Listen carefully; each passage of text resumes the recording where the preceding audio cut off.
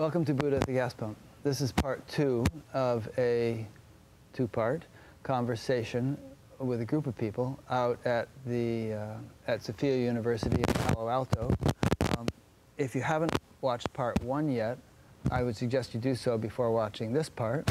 And if you have watched it, then you don't need to hear biographical introduction to everyone in the group. But collectively, we decided before starting this afternoon that we wanted to just sort of spend 10 minutes in silence. And being a little tired and having just eaten lunch, I thought that probably isn't going to go so well for me.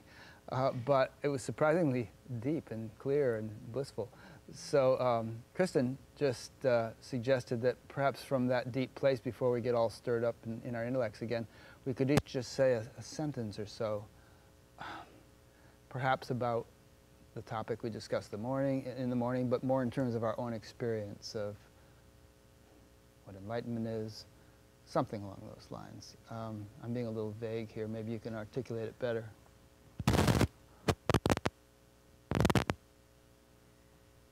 It just appeared in the midst of our silence together that there was so much rich discussion this morning, and in terms of being of service, that for the audience to hear a succinct sentence, maybe two, one or two from each person, speaking from that depth of concise, speaking to that question that we spent the morning on of what is enlightenment, to just offer the beauty of the varied response. Why don't we start with you, since you have the microphone, and it was your idea, 1 or 2 sentences. Give everyone an example.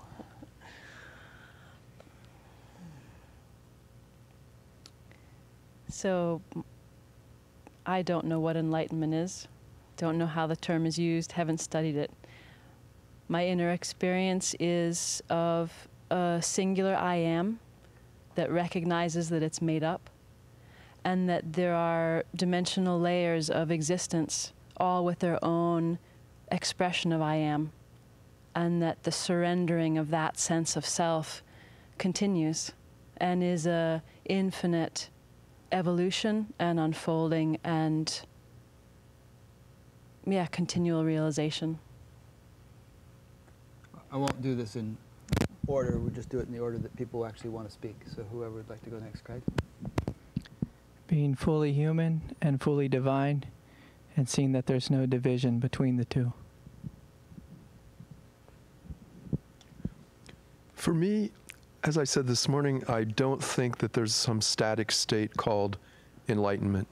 But I think in every human being, there's an unfolding clarity about life, about reality, that unfolds. And in terms of your own experience? That's what I find for me too. Okay. That there's just an unfolding clarity. A deep love. The deep love is running all. It's waves that appear as me and you, and in this deep love experience, me and you just becomes love.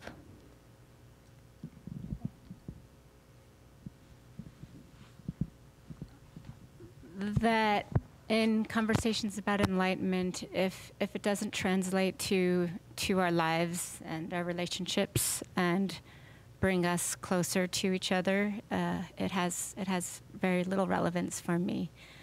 But I also believe that each of us has an inner intensity, whether we're quiet and hidden out or large in the world, and the urge to unfold that. I think if we can go deep enough in almost anyone in the right circumstance, we find that, and I experience that as well. In these kind of situations, I always imagine that the thousands of years of experience of people watching something like this, tens of thousands of years of human experience, that they're all enlightened and they're just checking our math.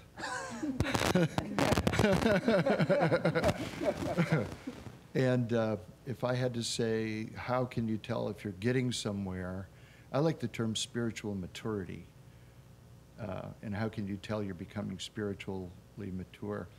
That you become more humble and feel a more profound sense of gratitude for this incredible mystery that's happening. So it gets more mysterious. A close friend, Swami in India, once told me that the word that best characterizes existence is ajib, sneaky. Sneaky. It's very sneaky. On this side?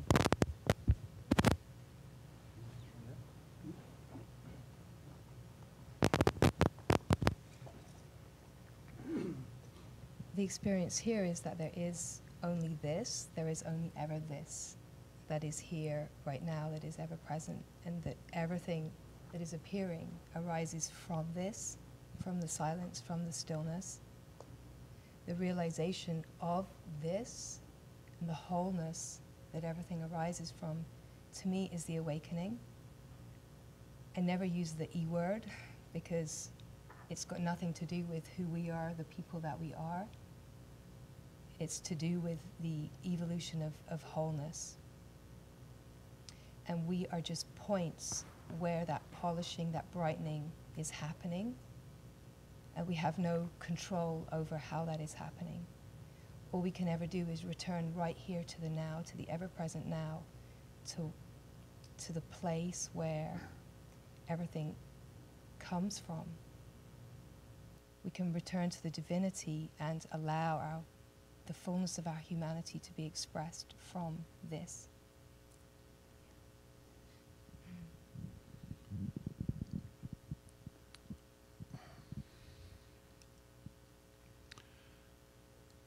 There is a vast immensity, totality, that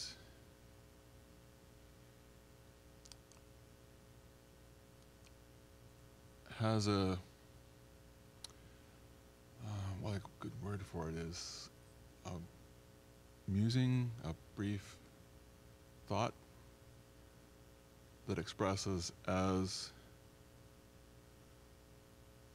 it kind of collapses to a little point, which appears as this apparent person having a life.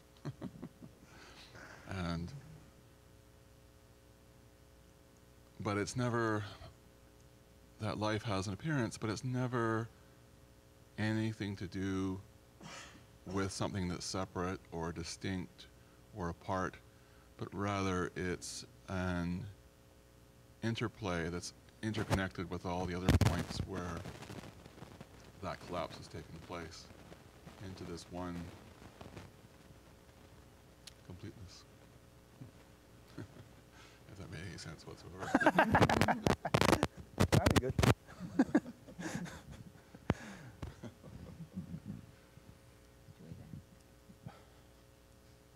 The great discovery is that I am not the thinker of my thoughts. I am not the feeler of my feelings. I am not the speaker of these words. I am not the doer of these actions. I am is the thinker. I am is the feeler. I am is the speaker. I am is the doer. I am is who you are. I am is I am.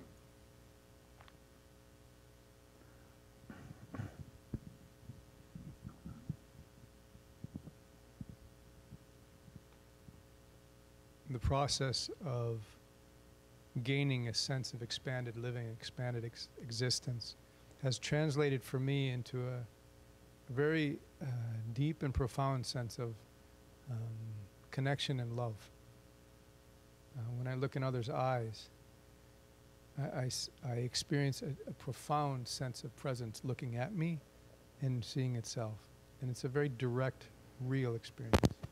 So for me, the translation of my experience has been to gain a sense of love and appreciation for everyone's experience.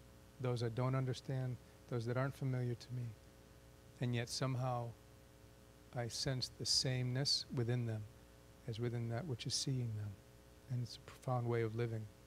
I'd like to offer this as a gift to the many that are viewing and to everyone here. My life is very much about non-words. about the body. So I'd like to do this for you, and I don't know what it is, but it feels as safe to me as using words. So I'm just going to stand briefly, and this is simply something that wants to be done.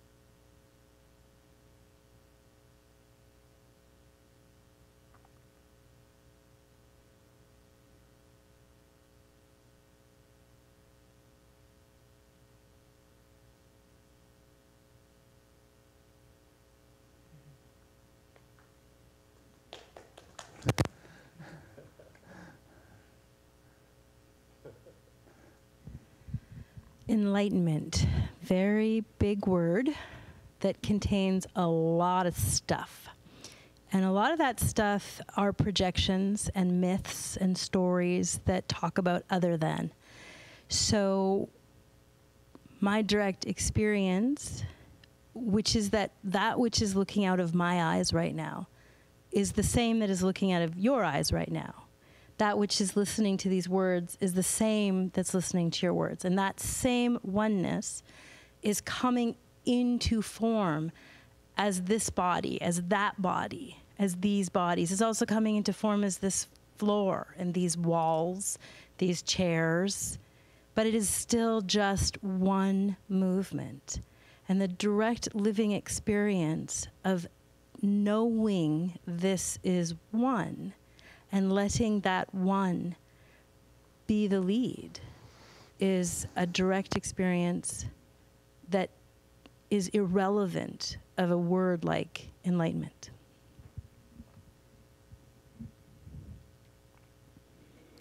This is fun.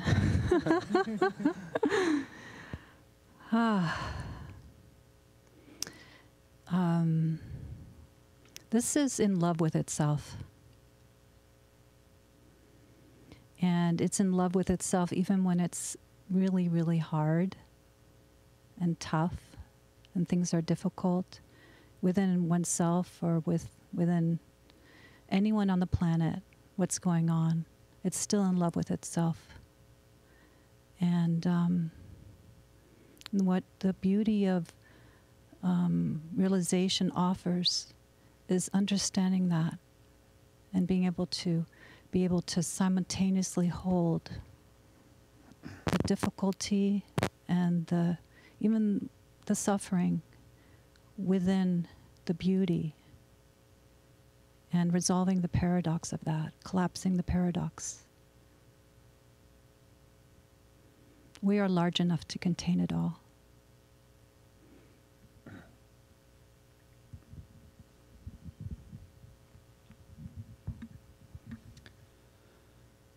So for me, it's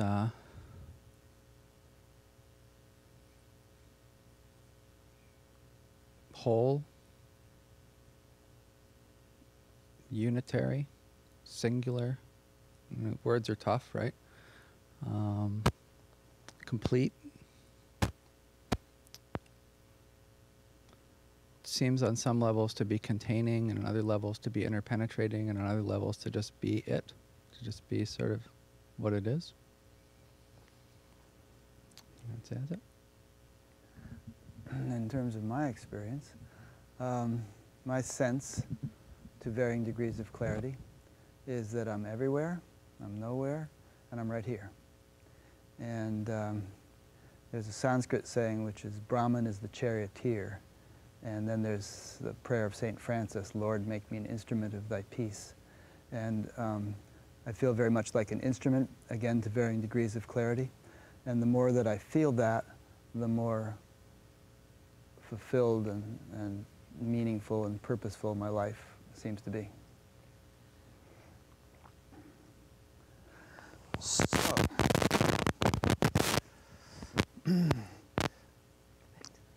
back to the papers. Several people have brought up topics for discussion. I think I'd like to bring up a couple that were on our papers here that came from these emails that Craig and Kristen and I were sharing a month or two ago. And then Lori, there she is, had an interesting idea that we'd like to discuss also after that. And that actually would sort of relate to some of this. So the first is this.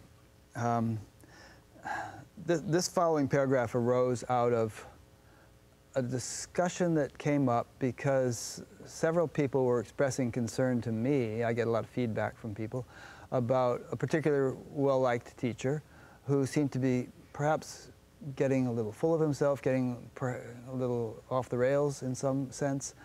And I consider him a friend, and we were generally concerned about him. And so we were just discussing the topic, and this paragraph came out of it as a summation of what we were thinking. The energies unleashed during spiritual awakening can result in great charisma, eloquence, confidence, and the ability to enliven such energies in others. But, and I mean this as no insult to this person if he happens to watch this, because again, love you. But immaturity and a lack of proper guidance can result in ego aggrandizement, making one feel infallible, beyond the need for constructive criticism. Many gifted teachers have fallen from integrity and caused great pain within themselves and the spiritual communities around them. So that's that point. So I'm sure Mariana has something to say about this, and perhaps all of us or some of us will also like to. And let's not spend all afternoon on this one point, because there's other things to talk about too, but let's touch upon it because it's important. Well, one of the things I appreciate about this morning is that people really didn't speak too long. So this has been what I've dedicated most of my life's work to, and I'll just speak a few minutes and maybe chime in later. But as you read that paragraph, it's like, I dream that, you know, I think about it when I'm heating up my whatever in the morning.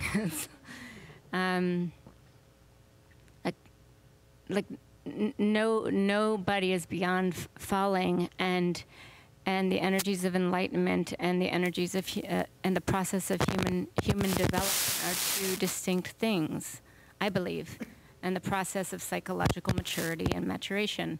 And I've come to this conviction. I think the last time, Rick, we spoke on your show, it's loose, so I say it with conviction, but I quite believe that everyone who ends up in a spiritual teacher role should have a solid 3 years of psychotherapy, and maybe once a decade. That's what I do for myself about that. It doesn't have to be with a psychologist or a particular psychoanalyst. Maybe it's in a group, but I wish that. It's become like a deep wish that anyone who's a spiritual teacher undergo that process, because and that we recognize. Ken Wilber was a wonderful contributor in this way to talk about different developmental lines, that this awakening line is very different from the sexual line and the social line and the ethics line and so forth. So I long for that. I think we would be so protected by that, and simply the recognition that we wish, right?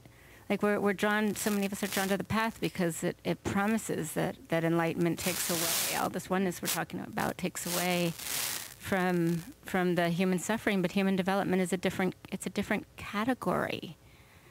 And nobody escapes it. And so that being one main point, and the other point being that I think we all need peer support.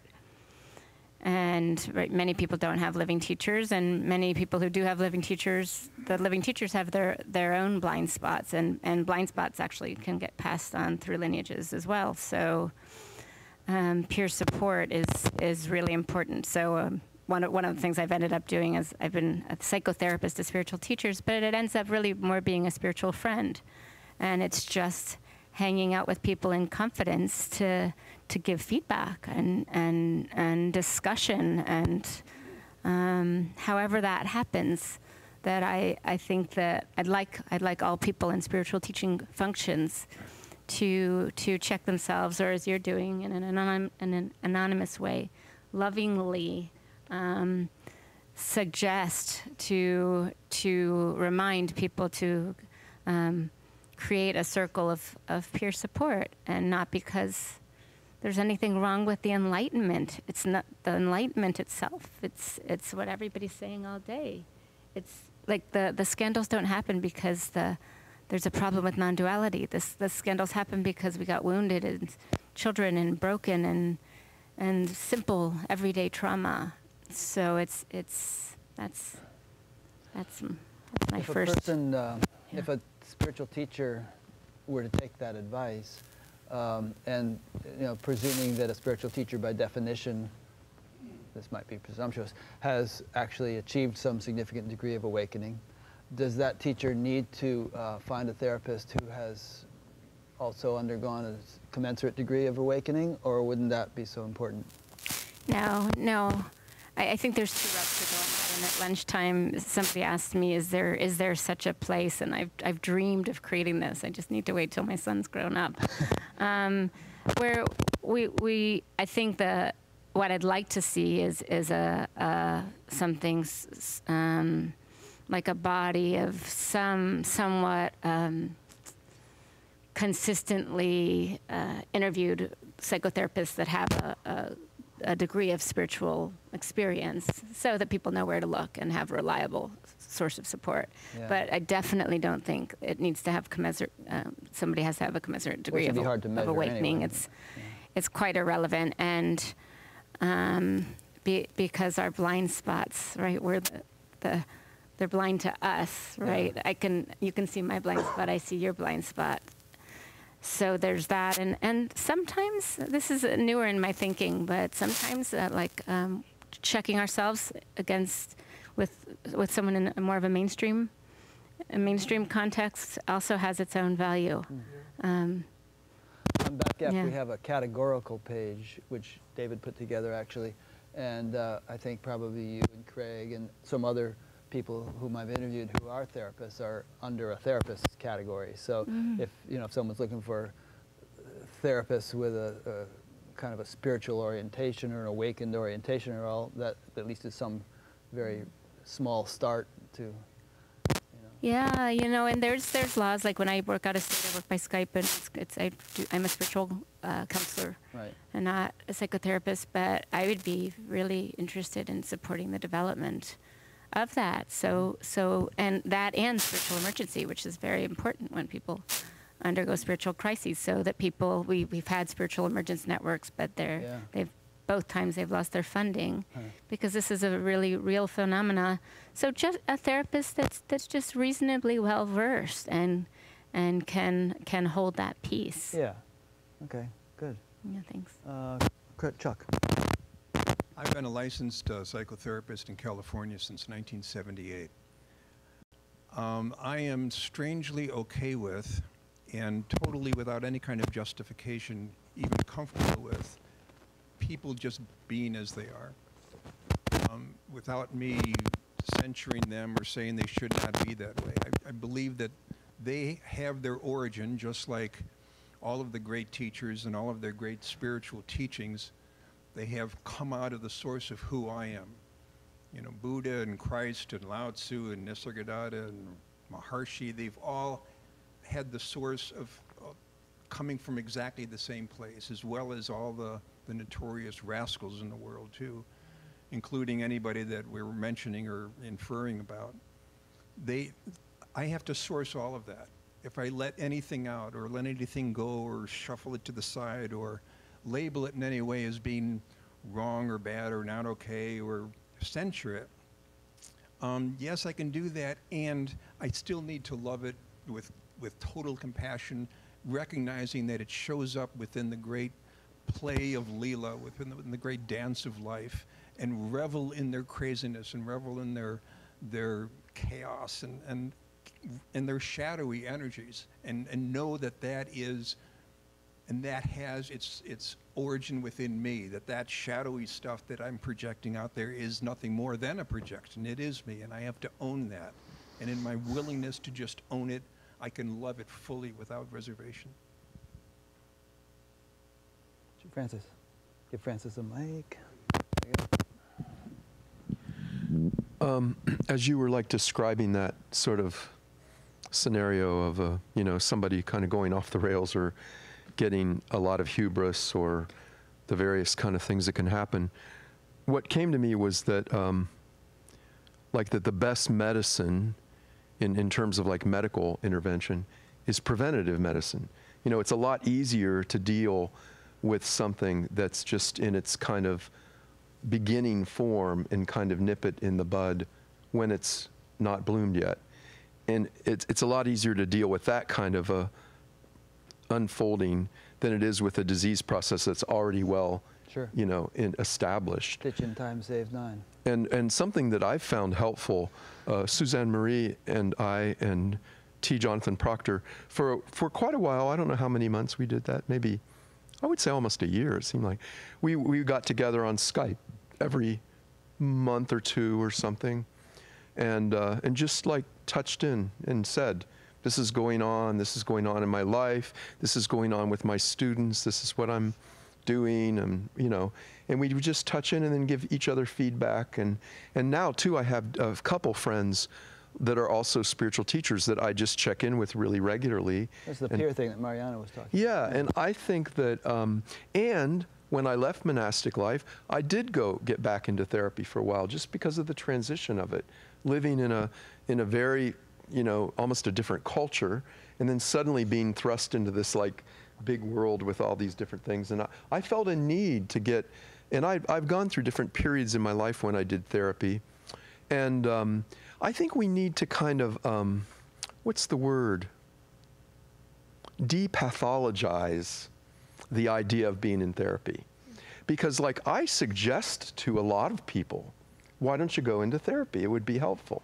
And a lot of them get totally pissed off and never talk to me again. Honestly, because they think that it's a big insult. And it's like, dude, I'm telling you what I did. I've been in therapy probably 5 times in my life.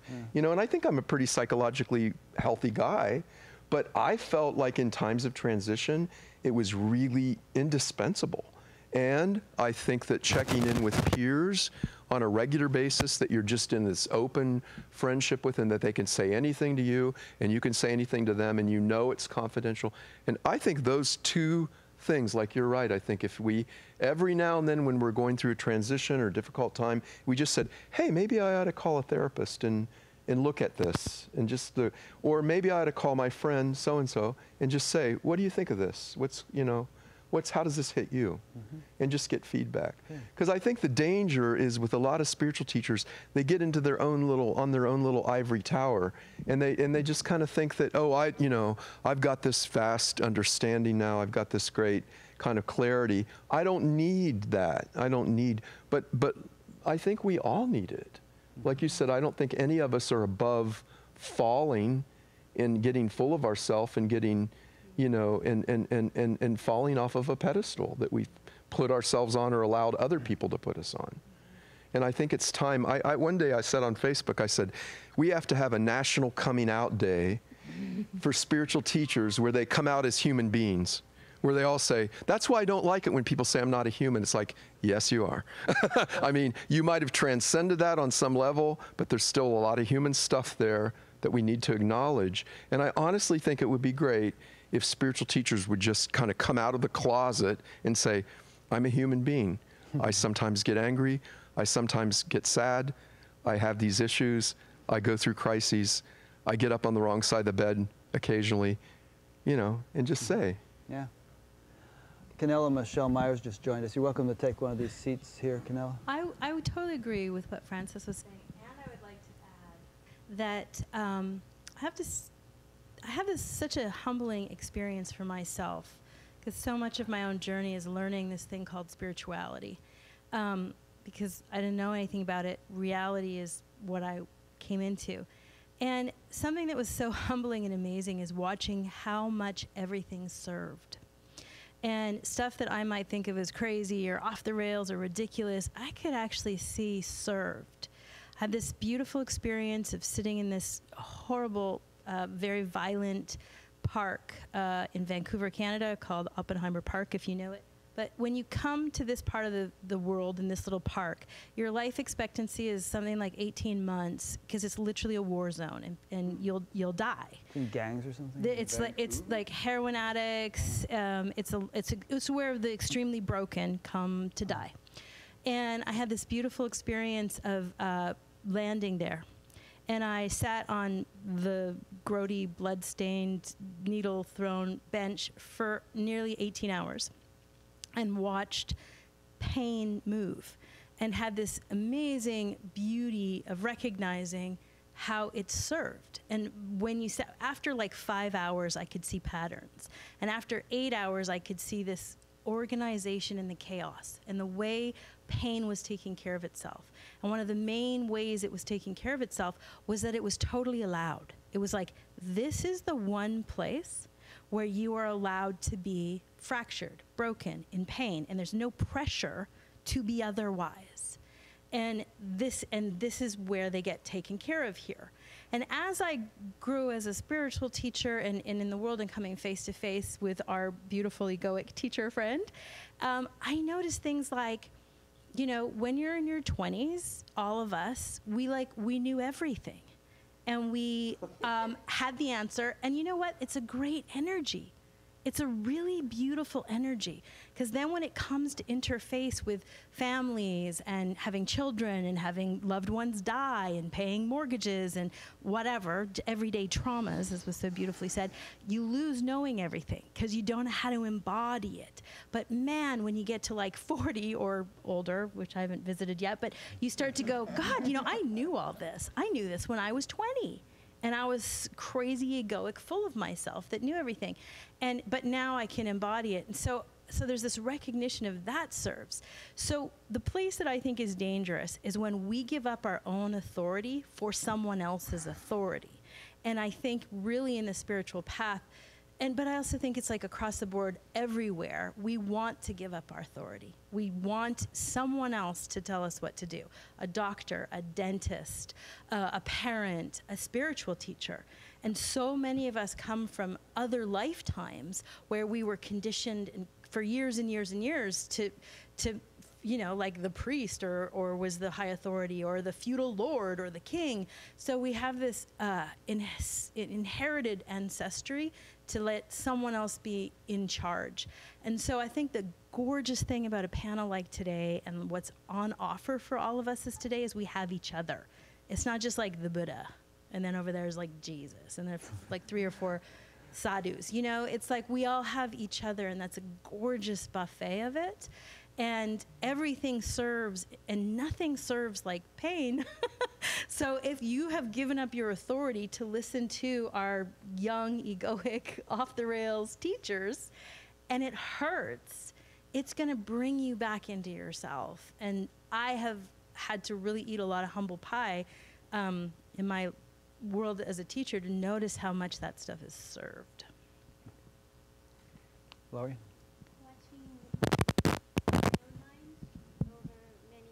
Has been extremely humbling.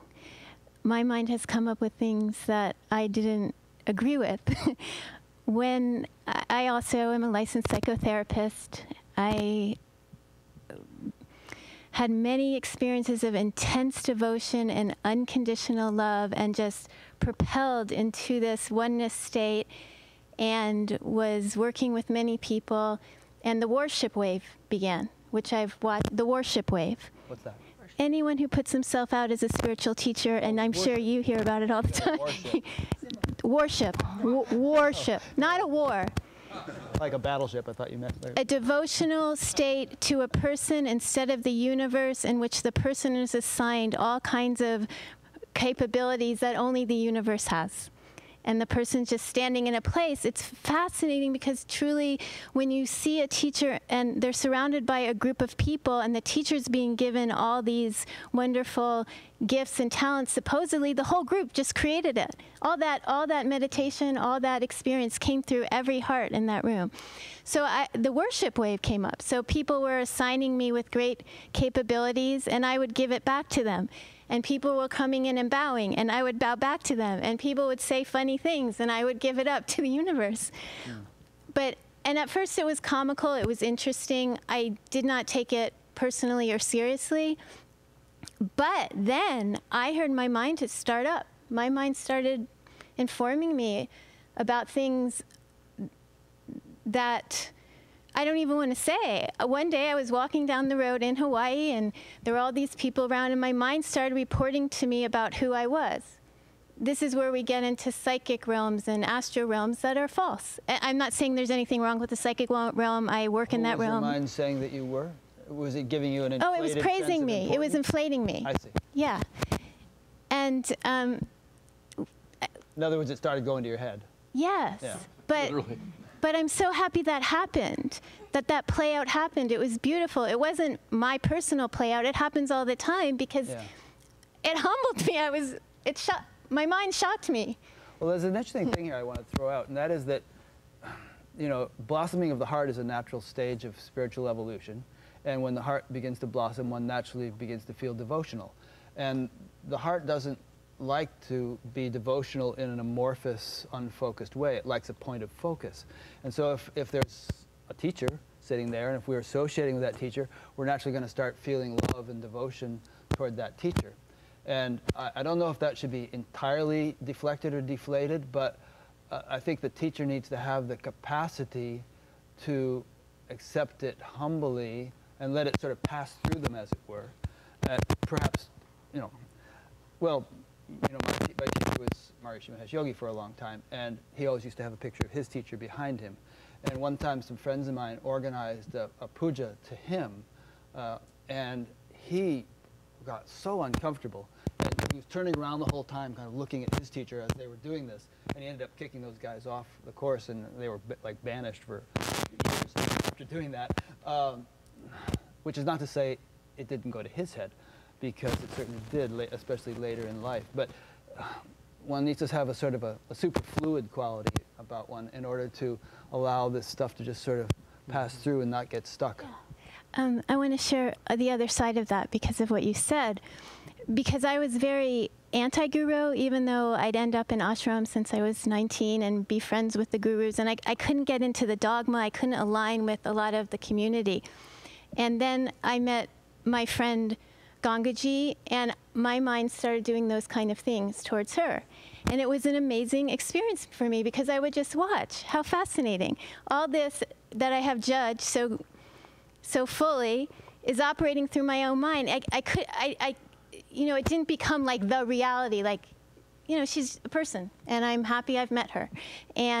But I let myself go through all these states just to experience them, just to embody them, just to come out more in compassion for all the personal and human states we can find ourselves in any time while in a universal state. Okay. Canella? Oh, is there another one? Oh, yeah, use that one. All right.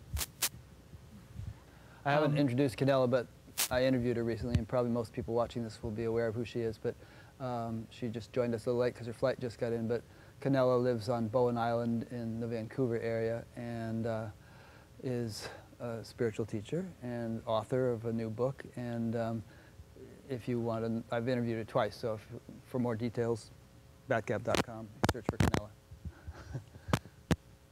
Go ahead. Okay, now it's That's about to as see much whether or not I introduction can as keep keep where I was, what was being drawn alive here. The tricky part about, you know, some of this about the humanness and whether to not have that come forward is that the humanness itself is also awareness at play. So it's much more, instead of needing to make any kind of line at all, to just meet what is here, whatever that might be. Because as soon as we say that this is the humanness, so you aren't fully evolved if that shows up, or any kind of idea of separating or transcending as if you're going to get away from this, I mean, this is the vehicle that consciousness has chosen to be here. So it's here, there's no escape. And so getting friendly with that, and what Rick was saying about how love wants to flourish and have some sort of direction. Well, love loves the space, so if Gangaji is open to being loved, of course, people's hearts will move forward, and so forth. And so that's where it comes in, is because the space is there, because they've allowed it for themselves. And so it's a kind of a natural falling open, if you will, to love. I think Craig wants to speak. There's a mic down there. Well, Craig's getting the mic. I just wanted to briefly say, go ahead. You know what namaste means, something about the, what is it, the divine in me recognizes the divine in you or something. I think maybe where problems arise is that if the teacher fails to remember that it's the divine in them that the person is loving and attracted to, and instead mistakes it to be their individuality that's you know, so great. The student also, though. The student also, right. The student has to keep that in mind. Yeah. Right. Yeah, one of the things that I've noticed just meeting with a lot of spiritual teachers and in the spiritual community is that somewhere we've come up with this idea that therapy is a dirty word, or it doesn't belong or doesn't have a space, you know, in this realm. And to me, one of the great gifts that my teachers gave to me is whenever they would meet with me, they would hold the space for two things. One, they would hold the space for my absolute divinity, and they'd also hold the space for my absolute humanity. And I think that's a really important thing, that if we're choosing a therapist or working with someone, is that it can be really helpful as if people can hold the space where they are honoring both simultaneously. It can be deeply healing. And so then it's not like you were saying, there is no division between, oh, this is my divine nature and this is my human nature, and I just want to be enlightened and forget about the human. But to see that they are one movement, and they can be one movement. And I think it would really serve us, instead of seeing therapy as this terrible thing where we're talking about this, you know, this yucky nonsense that arises that we're all trying to transcend, but to see it as a form of like active inquiry. You know, everyone's so happy to inquire into our true nature, and you know, that's a great thing. But can we also inquire into our human nature, and what is it in our human nature that needs to grow, that wants to evolve, that, you know, where is it that we're struggling, and can we be okay to admit that? And as a teacher, can we be okay to ask our students for feedback? Can we be okay, like Francis was saying, to ask other friends or other teachers for feedback, and to really hold a sense of humility within ourselves, and to be completely comfortable with being both completely confident, absolutely, in our supreme divinity, and simultaneously completely humble, and just to really be able to admit, yes, you know, like my teacher would tell me all the time, Craig, you're God, and you are an absolute idiot. Your life is just one drama after the next. And he was saying it from a place of total love, and it was just really clear to me, yes, there's a part of me that is really growing all the time.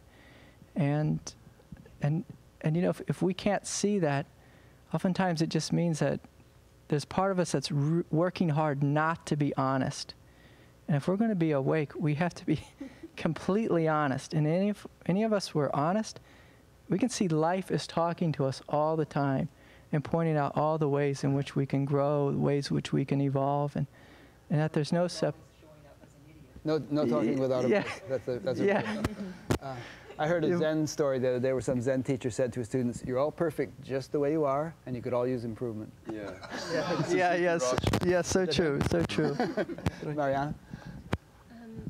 I have no idea who your friend is that you're talking about, which is good, because it leaves me uninvolved in a certain way, but there's also an old Zen saying that it's the student's responsibility to make the teacher a better teacher.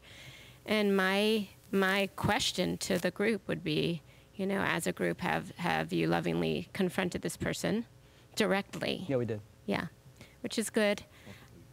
And I wanted to underline, I can't remember which of you all said it, like nobody's beyond falling, and nobody's beyond falling at any point.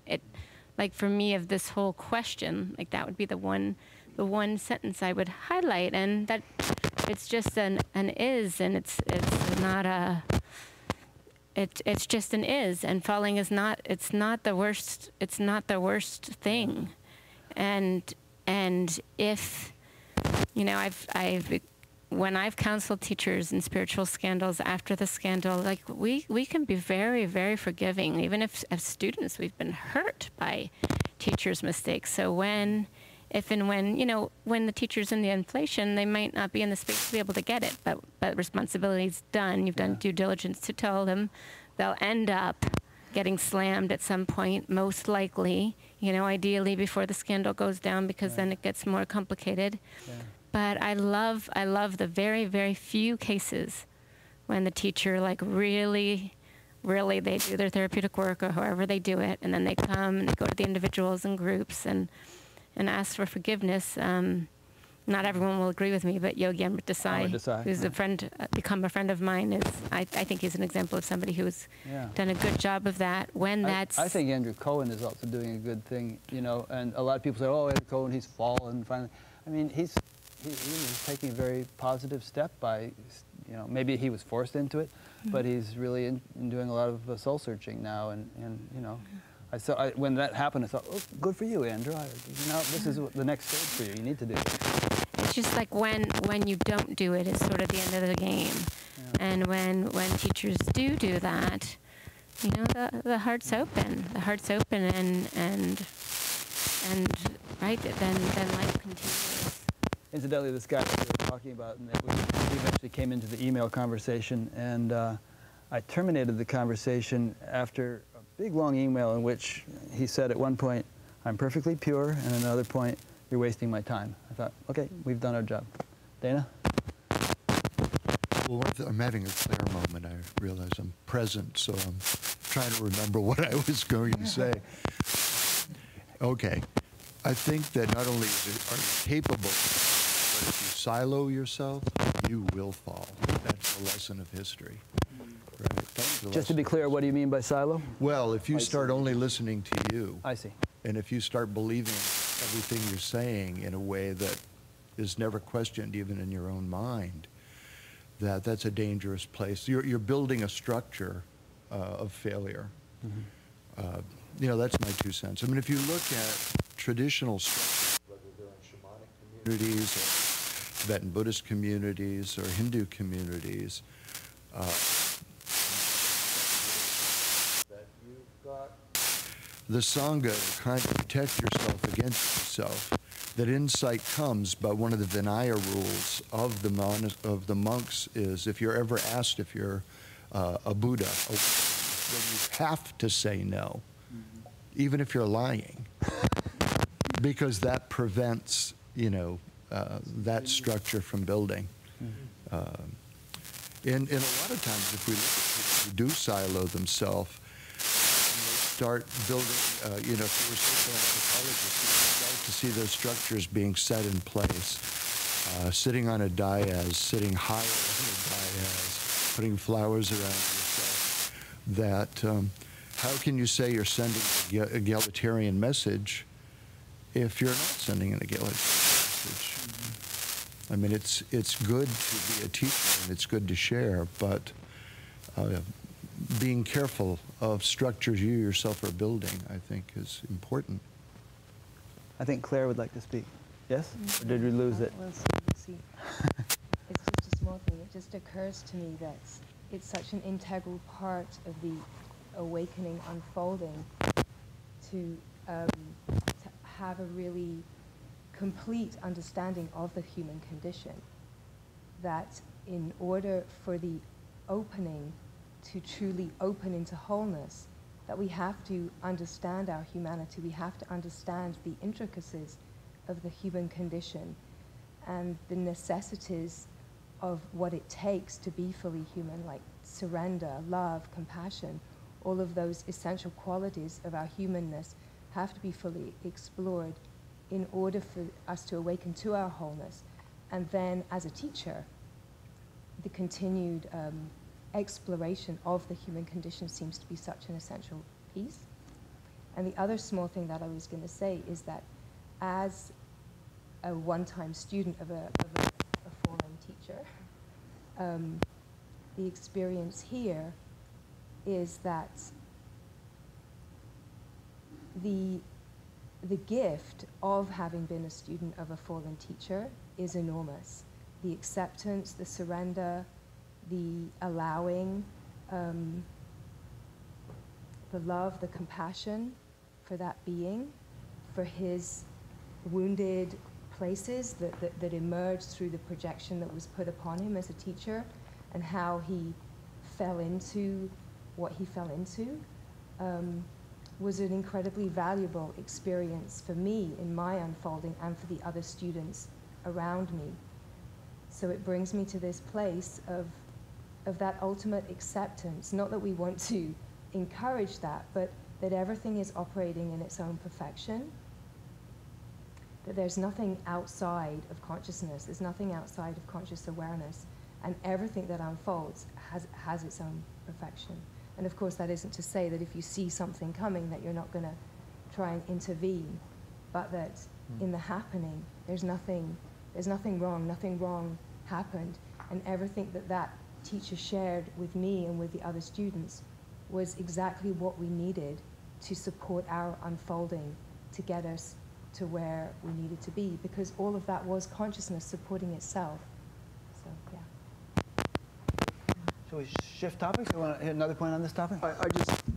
There was just a really beautiful little story that I had that I wanted to share very briefly.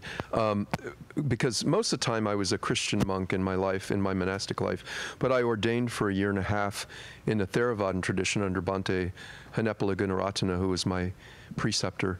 And at one point I was with him, and there were all these Thai ladies, little old Thai ladies, that were coming, and they were offering food for the monastery that we were in, and they were offering it to me because I was like receiving it on a little cloth that we would put stuff on and then pull to ourselves. It's this big ritual kind of thing. And they'd come and they bow to you just like they would to a Buddha. You know, they'd put their hands up here and then down, and then they'd bow and make these offerings. And I was growing like increasingly uncomfortable with that, and just feeling like this just is like creepy to me, and I don't like it. And I said something to him and about it. I said, I feel really uncomfortable with that. I don't know quite how to deal with it. And he said, never forget, they're not bowing to you, they're bowing to the robes. Mm-hmm. Yeah. And he said, so whenever that goes to your head and you start feeling uncomfortable or anything, just remember, they're just bowing to these robes. It has nothing to do with me. Mm-hmm. And that was really helpful. What the robes represent. What the robes represent. Yeah. The robes represent the Buddha, or the robes represent clarity and awakening, and things that are within them, you know, that properly understood. And I said, yeah, but how did they experience that? He said, on some level, they know that. Mm-hmm. He said, they know that. That's part of their culture. Yeah. So, anyway. Canella? I was going to ask if, Dana, can you be on a microphone just for a second? I want to ask you a question, since you are a scholar in Hindi and Sanskrit. Yeah. The term guru and satguru, can you define those two for me? Because I wanted to say something. Guru's just any teacher, right? Like your music teacher or your ballet teacher. And then sat is truth. Right. So the truth teacher, right, you know, would be more. That's how I understood it. And thank you. The reason I bring it up is it's similar to your teacher who kept wanting to bow to his teacher, who would probably bow to his teacher. In the lineage back to prior to the human teacher. And so as teachers, or as people who are counseling or representing teaching to others, what I have found is that when someone will come to me during a gathering and say something complimentary to me, I say thank you, or you're welcome. And I'm real careful about saying, oh, it has nothing to do with me. because on some point, there's a very fine line where the giving of love is also healthy to allow. Yeah, good point.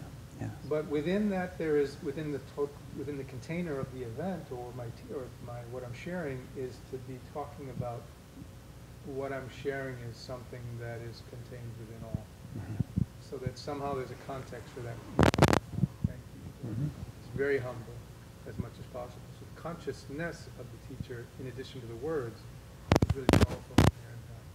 Good. Of our presence. Canella. So yeah, the tricky part about that, because I saw different teachers when things had shifted and seeing was really clear. And I got a little bit upset when I saw that they were sort of taking on, when people would have experiences with them, they would sort of say, that the person would say to the teacher, oh, thank you, thank you, thank you. And that teacher didn't say, actually, it's you that opened to what happened. It's you yourself. And so that brought that actual piece forward. And at first I was sort of like, oh, he should have given it back. He should have given it back to them. And then I started looking at that and realized that there's this other way of total surrender to whatever the appearance is, whether it's a robe or that is also a way for some people to, and they need someone to actually give themselves over to eventually then embrace themselves. Because once it's total and clear and full surrender, then they can it only can be to themselves. Susanna? I think there's a true humbleness that emerges through being really worn down by life. I was thinking like a mortar and pestle, you know, just ground down to be when you're pulverized. And so I think that kind of pulverization really creates a true type of humbleness whereby one meets another person, not only seeing the divinity in that person, but meeting them on the human level. And knowing that you're not separate from them on the human level. And so I feel like students and people who are drawn to teachers who haven't experienced life to that depth, letting themselves, or just haven't for whatever reason been worn down to that depth. There's something perhaps that the student is wanting to maybe bypass within themselves that experience, and are projecting onto the teacher a model of perfection, a model of bypassing the humanity, thinking they're going to get a pass, that maybe awakening and enlightenment means getting a pass. And so it really feels to me, hearing you all, I feel like we're sharing in a deeply common held experience that that's not what awakening is. And it really opens up the container in such a really beautiful kind of the model that it feels like evolutionarily consciousness is heading towards and going right now with all of us here, is saying, no, it includes everything. So, yeah, that's my part. New topic? Anything more on this topic? Okay. So, next topic, I think, might be not as mainstream as the one we've just been discussing, but I think it's one that is going to be emerging more and more, and it's worthwhile getting a jump on it and addressing it. And that is, awakening can result in experiences of subtle realms and the beings who reside there, psychic abilities or powers, siddis, etc. Most respected spiritual teachers have admonished their students to focus on discovering their true nature, cautioning that fascination with subtle realms and psychic phenomena can cause one to become lost in them, sacrificing the whole for the part, losing the ability to distinguish reality from the imaginary conjurings of our egoic nature, and even becoming mentally ill. Yet, These experiences and abilities often blossom without being sought, commonly after an awareness of one's true nature has been stabilized. Many respected saints and sages have displayed them. Dismissing them altogether does not honor the depth, expanse, and potential of consciousness itself. How do we maintain our integrity and humility while exploring these new realities?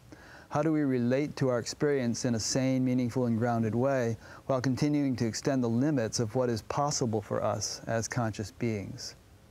How do we keep one-pointed focus on devotion so that these graces and gifts are well used for the good of all, rather than diversions and worlds in themselves? And as teachers, how do we both honor and share these worlds, yet not become inflated by our experience of them?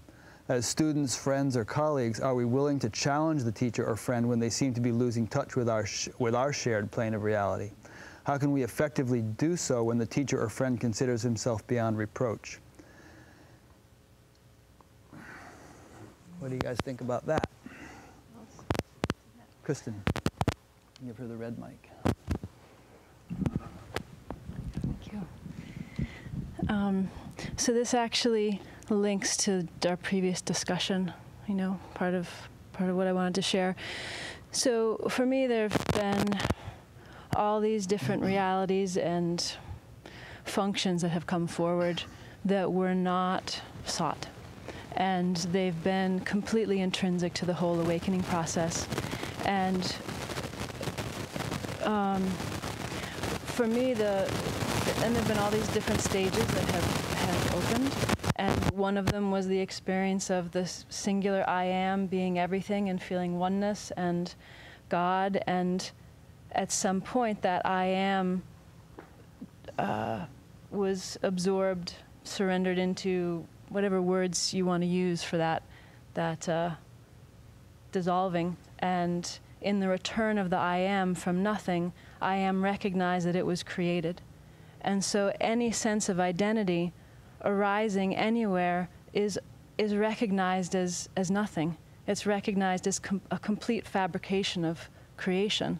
And so to have an inflated sense of self, it doesn't make sense. Like in that surrendering through, at least what's happening here, there's a profound humility, because any sense of self that arises to hold or be or think it has a skill or can do something, it falls apart. It's not true.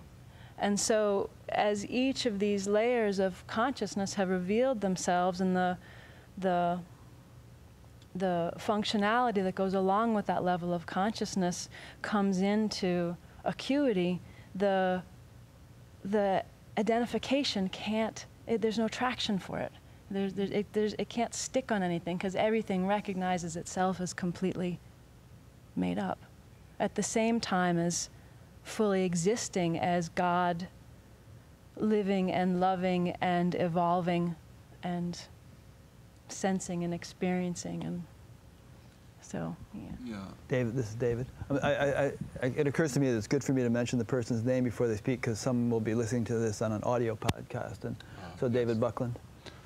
Yeah, for me it showed up before there was that. Well, there was some to some extent, but in the understanding I had at the time, you found, first you go in and establish self-realization, or whatever like that. You establish that inner core silence, consistent silence, and then the stuff will flower naturally. You didn't go and seek it separately. And for me, what happened was, as soon as there was some silence established, not when it was fully flowered, but when there was some silence established, the layers and all that kind of stuff started to show up in various ways. And I talk about that in my interview a little bit, BatGap interview. And so for me, there was actually a lesson process in that, because I actually started to get caught up in it at first. I was aware of the teaching around that, but it was still enticing and interesting, and you know, the initial kinds of beings I first started experiencing were what would generally be called astral or probably superficial kinds of levels, and they were happy to have any kind of attention you gave them. And so it's like if you wanted to ask questions or get advice on which flavor yogurt to choose or whatever like that, well, they were happy to tell you whatever you wanted to know. But at a certain point, pretty quickly, really, I realized that this was really stupid, and this was not productive or spiritual or anything remotely like that. And so I realized it wasn't where I should have my attention. And so it was actually interesting when deeper stuff started showing up after that, as I mentioned in the interview. It was actually, I was highly suspicious of it for a while because of the previous experience. And so for me, it was a really useful lesson, but I've certainly seen people get quite caught up in it. Sometimes I get contact through my blog and that from people who are very caught up in it. It's running their lives. And, and right now in the time we're in, there is a lot of opening to that. It's happening spontaneously because as consciousness is rising, it's rising in the whole. The more people wake up, the more the entire whole is woken up. And so people are becoming much more aware of energy and the subtler values. And there's various ways that can show up for people. It doesn't happen in terms of beings and such like that. But it's certainly a very major part of reality. And to say it's delusional or whatever like that is completely missing the point. Craig, Holiday. I'm mentioning names now for the audio people. Yeah, I think it's, one of the things that we have to remember is that we really don't understand God, no matter how awake we are. And we don't understand God's intelligence. And so, most of us here are talking about non-dual awakening, and that's a beautiful thing. It's a pristine thing. It's a very simple and clear thing. To me, I often think of it as just having a very basic sanity. And it's wonderful to have a basic sanity. But beyond that, there may be worlds that awaken within us. I feel myself, and almost like I'm living in multiple worlds right now during this show, and to me it's oftentimes I'm just listening. What is God teaching me? What is God showing me? What is God revealing to me in this moment? What can I learn, and how can I be of service? How can I allow this energy to transmit through me and as me? And I think that's something that is really important for us to remember, that we don't really know. Maybe it is important to listen to the astral beings telling us what type of yogurt to eat or whatever. I mean, I don't know much about that. I'm not necessarily wired to see beings, but for me, it's ever since I was a kid, just different forces were kind of opening to me, and different worlds were opening to me, and I always just thought of them as beautiful and humble. But it wasn't like there was anything speaking to me, and I think that's where it can get quite confusing, and people can get lost if there's not a basic sanity, if there's not a basic clarity within oneself. And like Dana was speaking about, that psychological maturity and the spiritual maturity, I think is so important, so that we don't get lost, in a place that's not helpful. And of course, if we do get lost, well, there's so much to learn from that as well. It's like, why did I get lost? What is my path about? What is my life truly about? If you get lost in, some crazy psychic world while you're walking through Walmart, and you get taken away, in a stretcher. Well, then it's like, okay, like maybe I need to become more grounded. Maybe I need to become more solid. Maybe I need to go see a therapist and get some ground. Go to Target. Yeah, maybe I need to go to Target or whatever it is. I mean, it's. I'm sorry. Did you finish the point? I'm sorry. Yeah. Well. I mean, one thing I can say is just that, we just want to be really humble and be able to listen to what is this. What's coming to me, and what is it trying to teach me and show me? In a session a couple months ago, angels started coming to me, and I said, well, this is kind of weird. This is new for me.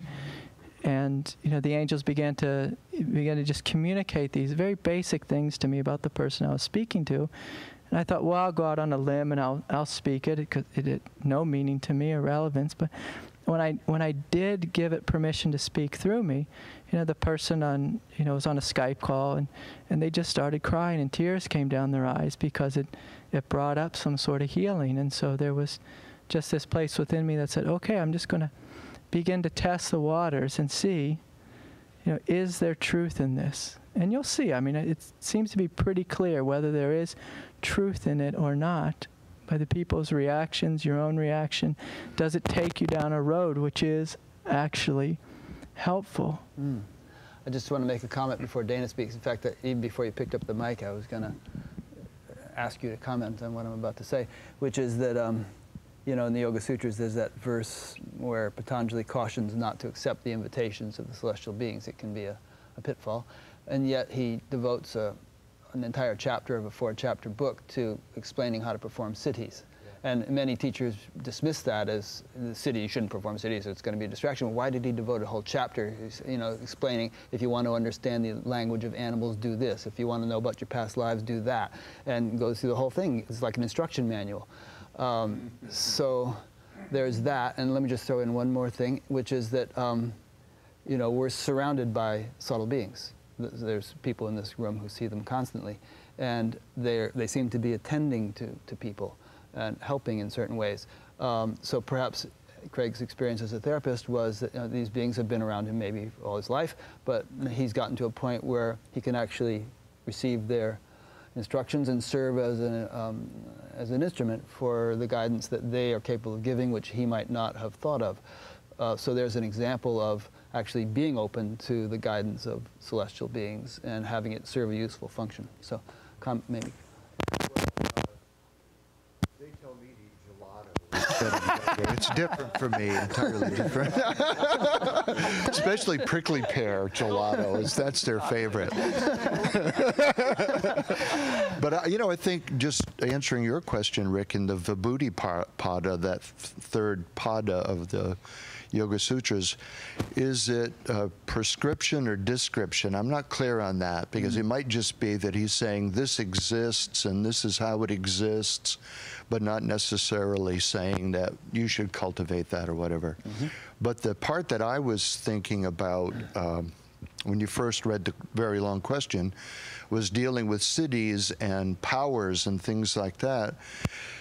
That I think the lesson from India is actually to not develop a culture that puts a premium on that. Because as much as you hear in India that you shouldn't put a premium on it, there's a premium on it.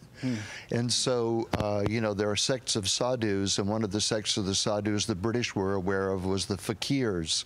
And from the fakirs we get the English words fake and faker, because it becomes such a doorway for charlatanism. You can do a few card tricks and sleight of hands, and people think you're a great enlightened being. I remember you telling me when I interviewed you that with all your travels in India, you only met one guy who appeared to have any kind of a siddhi, and that was like swallowing a live snake and being able to regurgitate it. Yes, a cobra. That's really useful. You never know when you're going to need that, Francis. Come on. So many times I did. Well, the one that came to my mind was one time I'm going into a Krishna temple. One time I'm going into a Krishna temple, and there's an old Baba sitting there, and I usually keep small, coins in my pocket to put in begging bowls. So I bend down to put a coin in his begging bowl, and he goes, "Tang maktaro," don't do it. Kyun nahi? Why not? Oh, because I am a totally enlightened being. I can manifest anything with my mind. Don't need it. So I said, "Dikhaiye, show me." He goes, "Okay, I need food." He picks up his begging bowl and he puts his hand on his forehead, and all this milk comes rushing down his face, and he fills this begging bowl up. So I said, "No, see, I've seen that one. You take a sponge, you fill it up with milk, you hide it in your dreadlocks, and then you press it and milk runs down your face." And he goes, "Have you seen this one?"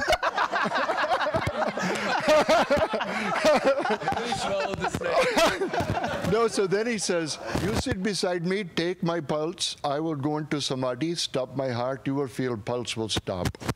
And I said, "No, see, I know that one too. You take a walnut, you put it under your armpit, you squeeze it, you stop the pulse from coming down your arm." He goes, "Seen this one?" And he kept riffing off that, and of course it became entertaining, and I ended up giving him more money than I originally was going to. I mean, it's the genius of those Babas, right?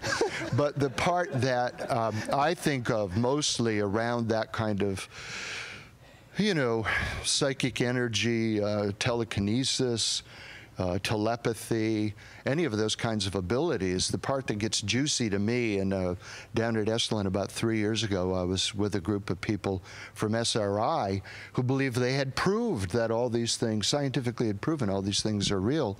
Okay, so the exciting part for me is not that I could have saved money getting out here by flying on my own power. You know, that's not that exciting to me. But what is those abilities make no sense in a universe that's structured in a Newtonian way. But if they really exist, then what is the structure of the universe that allows those things to be natural rather than supernatural phenomena? That's interesting. That's a good question. You know, what is the new blueprint of the universe that would, you know, come out of that? I think Kieran has nexties. So I think on this panel, although I might be wrong, but Lori and I both work every day, all day long, with clairvoyancy. That's what we do as part of our work. So for me, it has a lot to do with being able to feel the field of the people I'm working with and see all those root core belief systems. And of course, I think it's without said on this panel, we recognize there is also this universal energy.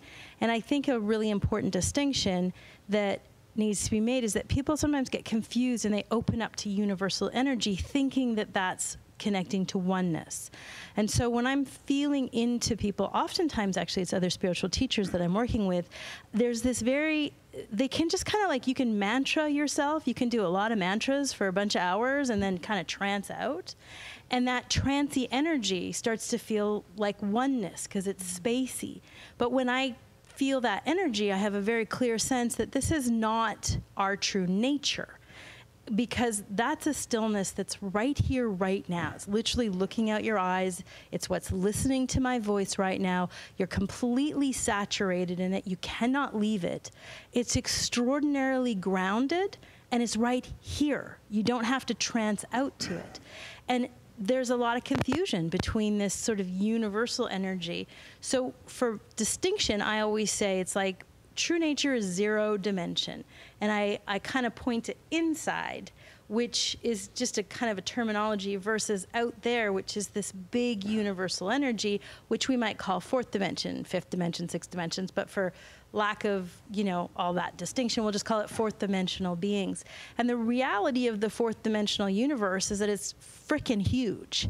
And you want a good guide, because as much as there's angelic records and angels and our Akashic records and all kinds of beautiful movements there's hell realms and there's demons and there's, you know, in equal aspect, all form, and 4th dimension is still form, of course, just made of light, just nothingness coming into one form right now, but it can take any of these shapes. And if you don't have a good guide, you can be face planted into some hell realms that become really torturous. And so the point being is that I think that people confuse universal energy with true nature, and true nature is so much more grounded. It's very, very available, and it doesn't create sort of special spiritual powers. And yet, we naturally, as we open up, we become more and more sensitive to all form. And 4th dimension onwards is there, and there's a beauty to it. And it's not, I don't think it's inside of our control to decide whether or not we can access it, we can't, we're special or we can't. It just blooms as we become more and more sensitive and more aware of all these beautiful, amazing forms. And I think the point being, from a teacher point of view, you are a really good guy. It's a big world full of everything. Chuck? These passing phenomena are not really the problem as I see them. I think that the problem is really becoming attached to them and attributing some kind of special significance for their appearance in your life. If you then use that as a way of beating other people up and saying, I have kind of a spiritual one-upmanship on you because I can manifest these kinds of siddis, that means that I must be more spiritually further awake than you are, and I'm down the road further, and use them as a way of gaining some kind of false superiority. I think that's the real danger. Susanna? I think there's a time for everything. There's a time for, I really love how you, Karen, said that about the true nature. I'm just going to use my own words here. It's almost like the singularity, the point of becoming the light upon oneself, like what the Buddha said. There's a time to go in and to leave behind outward movement of expression, outward momentum, grasping on anything, and turning that light of consciousness back onto oneself and realizing for oneself true nature, what we really are, the still point, the unmoving center.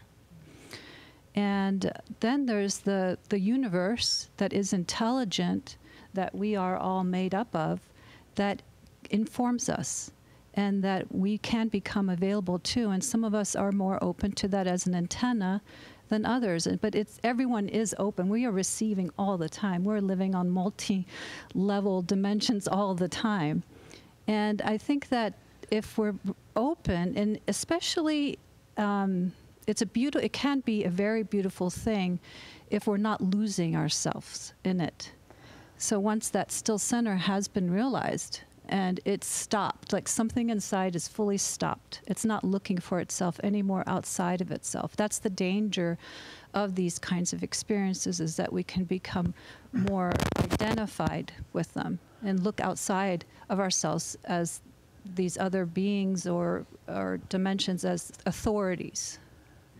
Right? So when we know ourselves as our own inner authority, then if these dimensions reveal themselves, then it's bonus. You know, as people say, it's like icing on the cake.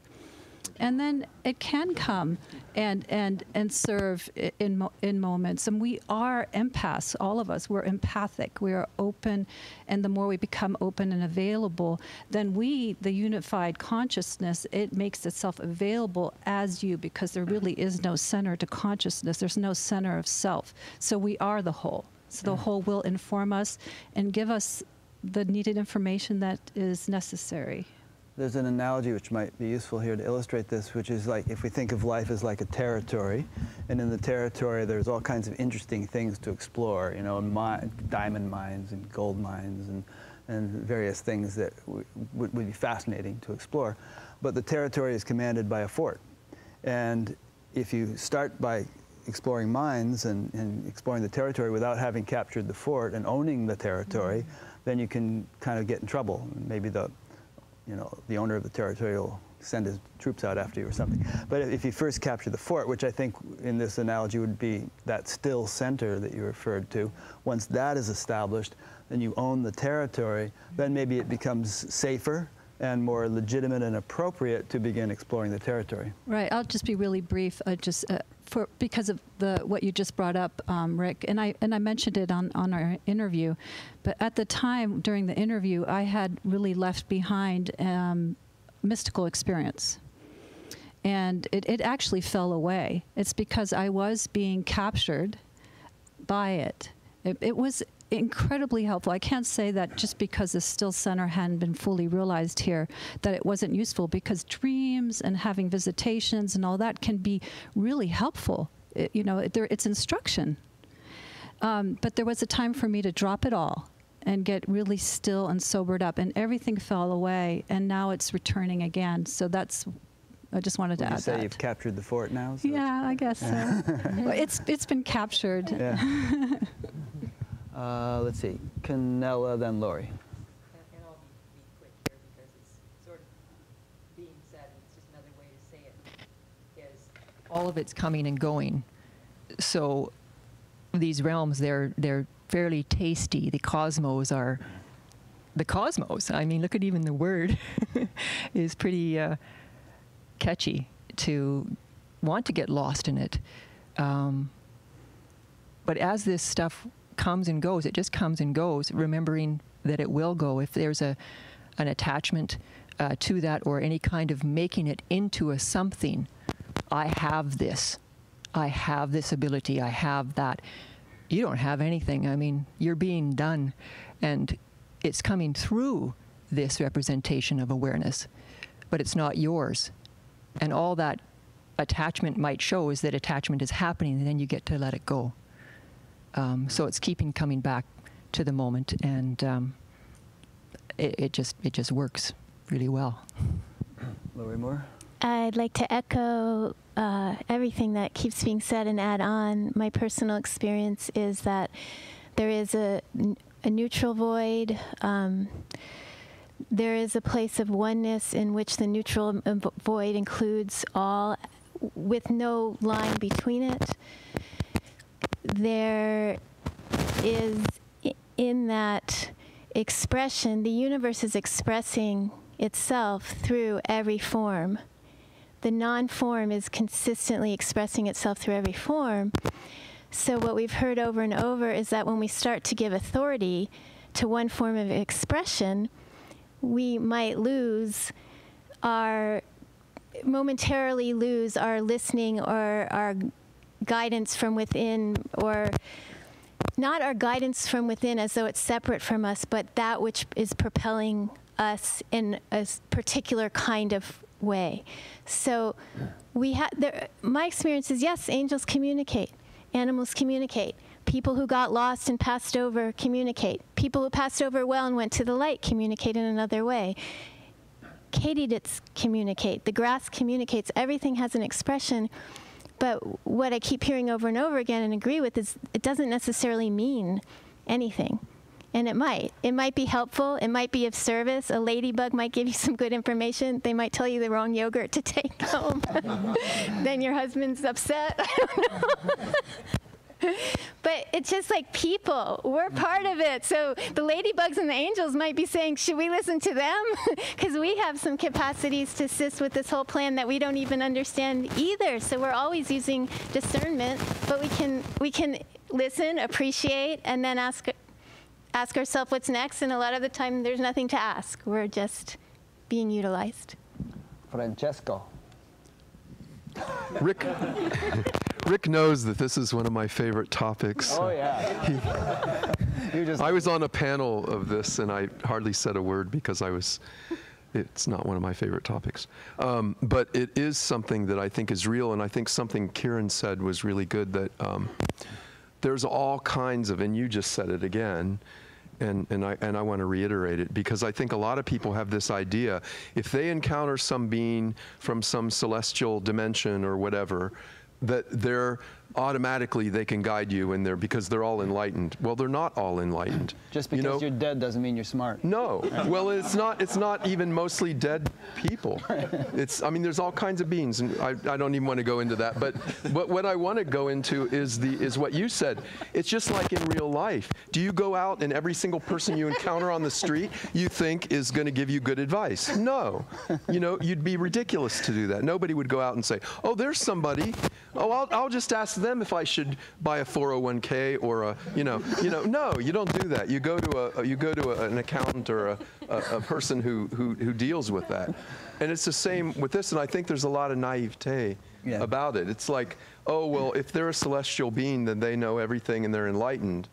And my sense... Some of them might be nefarious, huh? Some of them might actually get jollies by misleading. I think some of them are. Some of them get a kick out of jerking your chain and pulling you around and doing stuff. Yeah. And they think, oh, these gullible human beings, any of us they believe anything we say, But I think it's important that while we acknowledge them, that they can be real, these different dimensions, they're not all benevolent and they're not all good, and they're not to make a scary, demon story.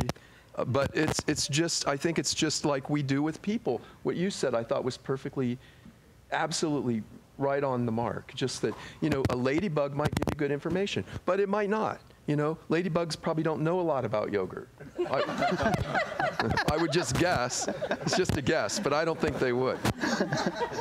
And the other thing that I think is really important is what Chuck said, I think needs to be really brought home, is that, and pulling in what Mariana said earlier, nobody is above falling. Nobody is above hubris. Nobody is above getting all full of themselves and creating a spiritual ego.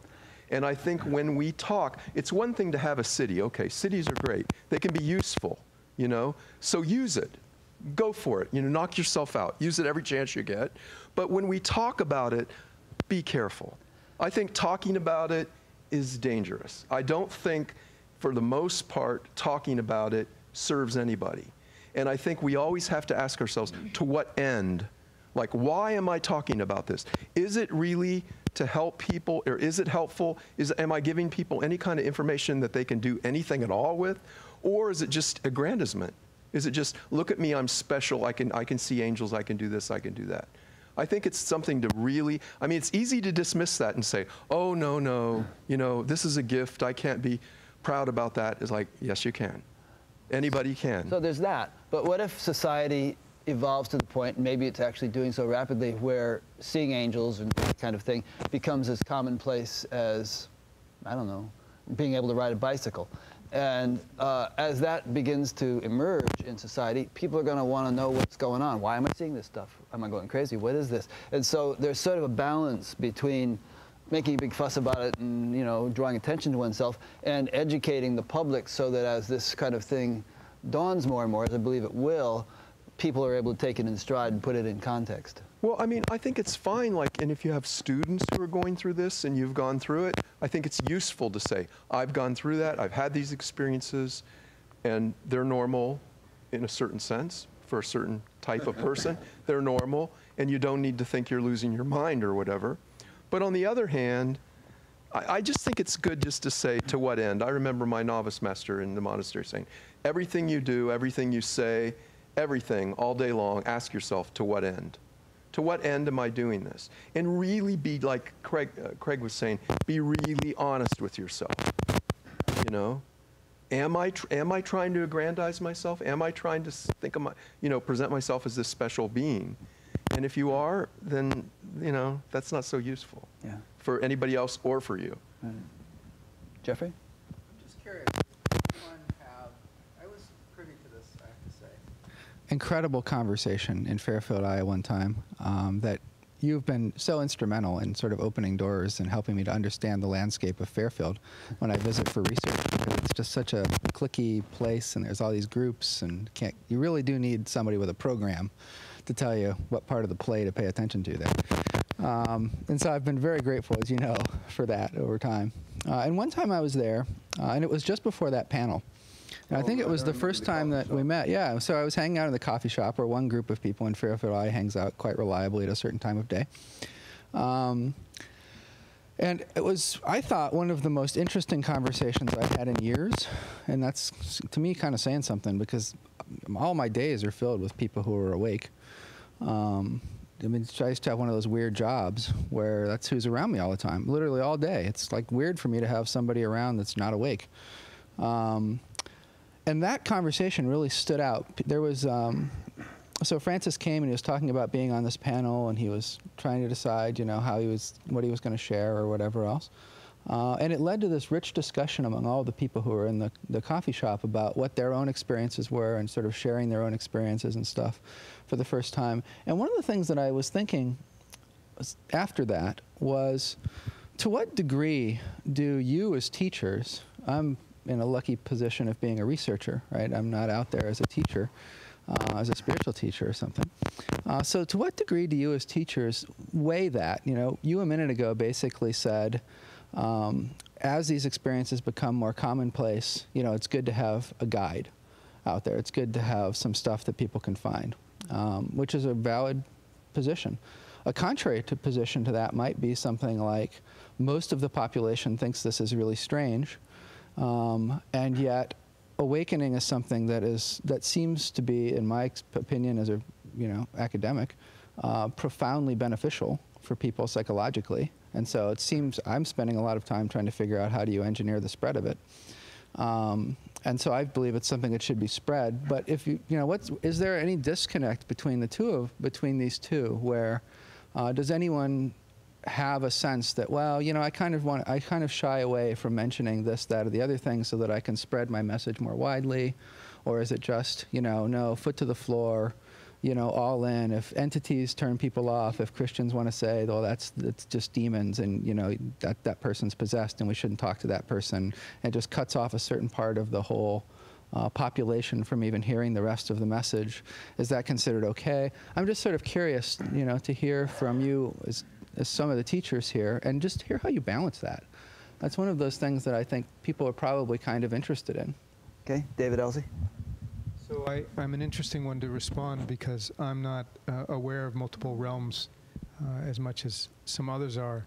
But what feels relevant is that for all the realms of emotional and personal and mental levels or experiences that people have that I work with, I constantly have to choose to be very conscious of what seems to be available to hear, and be very conscious about wording to facilitate a sense of openness first, and then within that openness see where the doorways are for furthering the conversation, so that it's a really safe conversation and the alienation doesn't happen. And so that's the realms that I'm working, those are the realms I'm working on prior to other realms of the unseen, even though emotions other than physiologically can be unseen, or thought can be unseen other than neurologically. So to me it would be similar. I would apply that even to all realms on a certain level. Theoretically, from my standpoint, there's a constant attempt to be present with someone exactly where they are in that moment and see where safely you can walk together arm in arm further down the line to a greater awakening. So I would assume that it's similar on other, if you're working on other realms. Kristen?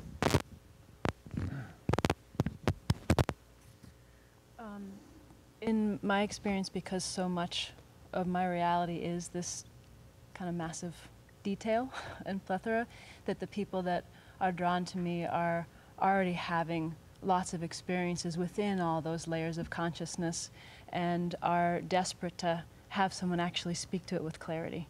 So,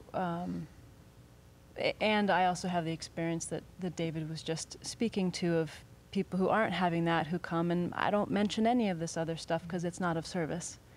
But I'm finding that there are, I mean, I can't tell you how many times over and over again I hear people saying, oh, thank God, you know, someone who's actually seeing all this stuff where it's not separate from spiritual truth. It's not about a psychic pathway to go get lost on, but that it's actually completely integrated with the depth of understanding one's true nature. So, yeah.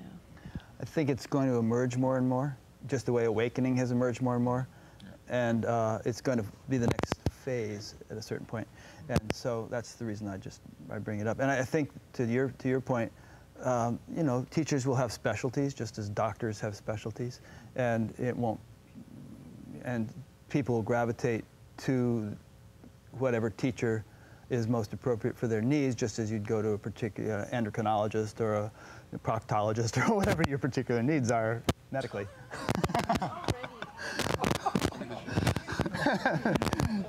No, but there's a joke I could tell. But there's already a larger audience for that conversation than our conversation.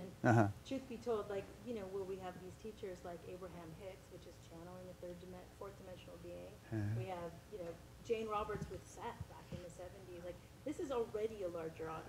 The most popular BatGap interview was Bashar. You know? Right, Bashar, exactly. We have Bashar, we have Teal Swan, where these people have, you know, literally 1 million hits on their YouTube, you know, where the largest of any of us talking about truth or reality, you know, we have maybe 50 or 60,000. So you know, in a way, it's an irrelevant question because it was already a bigger audience than an audience about true nature or truth. Yeah, and you know, I think that the reason that's true is that it's not that there's already this massive body of people who are having celestial experiences, and that's why they want to. It's more like they haven't established the self-realization phase yet, and they're getting caught up in the eye candy of all the flashy stuff, and find that more interesting than something which is actually much more subtle and intimate and relevant to their immediate development. Claire, I think. It's really quick. What's coming really strongly in me right now is the importance to establish one's in the ground of being, and not to indulge the phenomena, because it's not to say that all of that isn't part of everything. But the experience that I have is that all of that is taking place in the infinity, the unbounded infinity that we are. There's nothing greater than what we are, the unbounded awareness, the one awareness, the supreme. Everything that's celestial and all of that is taking place in it. So as a teacher, or as teachers, it feels to me that it's absolutely essential to establish the ground of being, the silence, the stillness, the unbounded awareness. And only from there can any other perceptions that start to open and refine within consciousness can be developed. Because the shift to recognize self as presence, as awareness, as stillness, is absolutely essential to shift out of the identification with the person, the divided, the separate, because it's from there that everything is only taking place in consciousness. The openings, the refinement are then opening in consciousness. So whatever opens there can be explored from a place where the mind isn't getting involved, the filter of the mind isn't getting involved, and identifying with it. So it feels, I can feel in my body like it's really strongly needs to say that. There was one more thing, I don't know if it's still here. No, that feels complete for now. Okay. Seek ye first the kingdom of heaven, and all else should be added unto thee. Exactly what you're saying about capturing the foot. It's that place. That is essential. And also just like reiterating, remembering that nothing is bigger, nothing is vaster, nothing is more infinite than infinity. So. In my Father's house there are many mansions. Yeah. Who's next? Mariana hasn't spoken in a long time. I really appreciate that point, Claire, and what it struck in me. I don't have too much to say about the astral realms. My teacher and his teacher, Yogi Ramsukh Kumar, were so strict about not going there. We had this guy in Tiruvannamalai in India, where I lived when I was 26. He was called Bench Swami. Some of you guys maybe saw him. He was enlightened and lived on a bench. And my teacher said, if you want to end up on a bench, go worship Bench Swami. And I actually all hung up in the astral realms. Is that what you're saying? Yeah, and I actually resonate with so much of what's being said. It's just that I've had times exploring it and less. But what Claire's it's Claire, right? Comment when she says to not indulge it. It's a thread throughout the day. It's like now we're talking about this astral phenomena, but there's all kinds of phenomena. Like when your sexuality really awakens, right? If you get into spiritual sexuality, or I had an experience this year where I tend toward creative openings, and my creativity got so unleashed that it actually took me, astray, highly astray. And I think that there's, as we're opening and exploring, and I think one thing that hasn't been mentioned today is the use of medicines, right? So common these days is medicine more called ayahuasca, but I mean multiple medicines. And here in California, where I live, it's a huge field of study. And again, once very, very similar to what we're talking about, it's something that's bringing many people tremendous benefit, and it's bringing many people.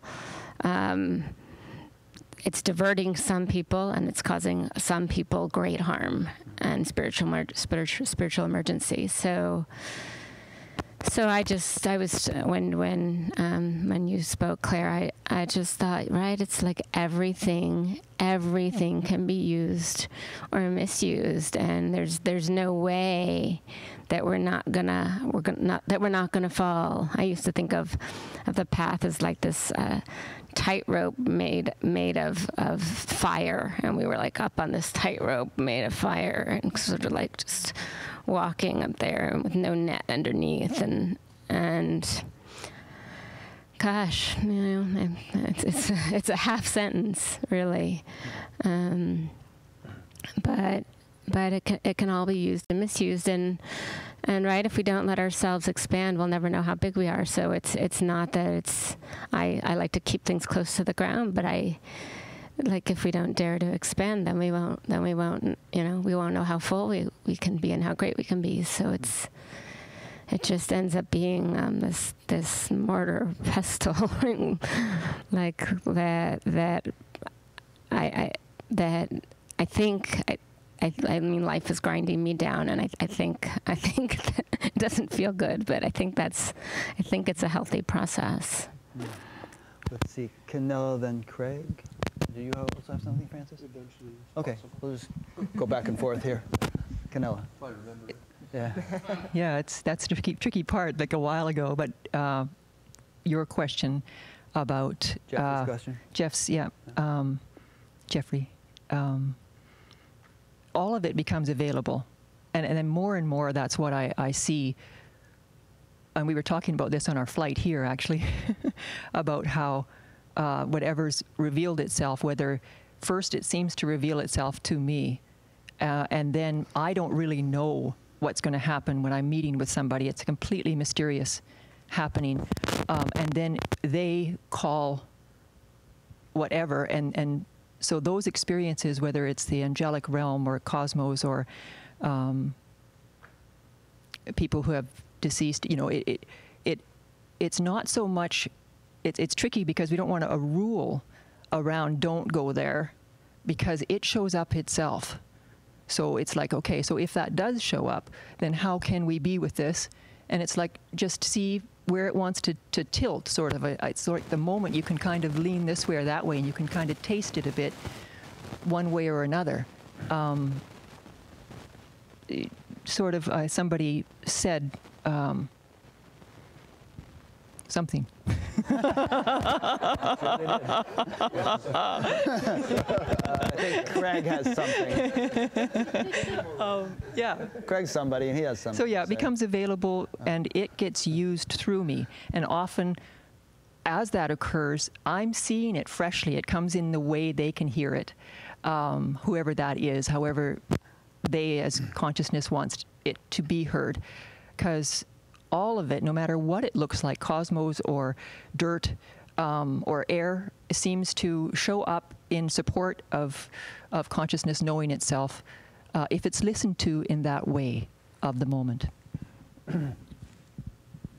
Craig. So one of the reasons that I wrote to Rick about this and wanted to speak about it is because I meet with a lot of people who they awaken to these worlds, the astral worlds, the world of these different kinds of phenomena, or angels, or Kundalini awakening, and I notice that they make a very similar mistake that many spiritual teachers make. It's this shadow that we all often fall into, is if it feels good while it's arising within me, it must be true. And I think a lot of teachers fall prey to this, where they feel so good because of the process of awakening. They feel so good because the energies which are arising within them, and then they start to believe their own thoughts. They start to believe whatever it is that's arising within them. And the same can be true with a healer, or with someone experiencing some form of awakening. And I think it's a real shadow, and it's something that we need to be conscious of, and just to continue to have a deep level of discernment and humility with. And just to make sure that we don't, like Francis was saying, just because, you know, something is communicating to us, it doesn't necessarily mean it's true. But we often make a mistake because it feels good, that it must be true. Because this arising force oftentimes comes, you know, with perhaps at the same time a message from an angel or an astral plane or this or that or a psychic being. And it's not always the case. And it's a very dangerous thing. I think that a lot of people get confused by and fall into. And even whether it's a Kundalini awakening, you can have, I've met a lot of people they have spontaneous Kundalini awakening. They come to me and say, well, I'm the next Messiah, the next Jesus. And it's, you know, it seems hilarious to us, but to them, you know, someone who perhaps hasn't had any spiritual training, you know, if all of a sudden you feel euphoric and incredible and voices are speaking to you, you may believe them. And it can be a very dangerous thing, a dangerous thing. There was a saying in the 60s, if it feels good, do it. And we know how that turned out. And there's a lot of danger in that. A lot of danger in that. Here you are, Rick. Quick point to that. I just thought it was worth clarifying a little point there, because there's one of the ways you can differentiate what has showed up is how it feels, like whether there's a sense of it being like having a fancy appearance, but there's something darker there, or that. Well, anyways, it's just the idea is discriminating with this stuff. It's a feeling-based thing. But what you're talking about is something different. What you're talking about is how it feels as a person, what it does for me, and oh, I feel good because I'm having these nice experiences or something like that. So there's this. I just wanted to differentiate those two things, because it is through the feeling value that you can discriminate. It's not by appearances, because this stuff is subtle and it. But you're talking about subtle, intuitive feeling value, not necessarily a more manifest feeling value. Yeah. Because this stuff, subtle beings, they're basically made of mind stuff essentially. So they can appear as we expect them to appear, as they choose to appear. The appearance is quite illusory. It's what's behind that that's what you have to pay attention to in order to discriminate what's showing up. But yes, there's also that value that you were talking about. Yeah, but there is one other thing too, in the sense that. So say you have a spiritual awakening, but you don't have a psychological maturity. You can feel really good, and because you don't have a psychological maturity, you may believe your own thoughts. You may get lost in your own arrogance. No, I agree with your point. Yeah, absolutely. About using the feeling value as a discriminant. Oh, yeah, absolutely, it can be a discernment tool, and I just wanted to make sure that, that it was clear about the shadow aspect of it. Yeah, absolutely. I think Francis and Dana both want to speak. Might as well go Francis first. I have a friend whose wife is pregnant for the second time, and I had dinner with them the other night, and she was talking about how her first pregnancy she had morning sickness really a lot, like almost the whole time, I guess.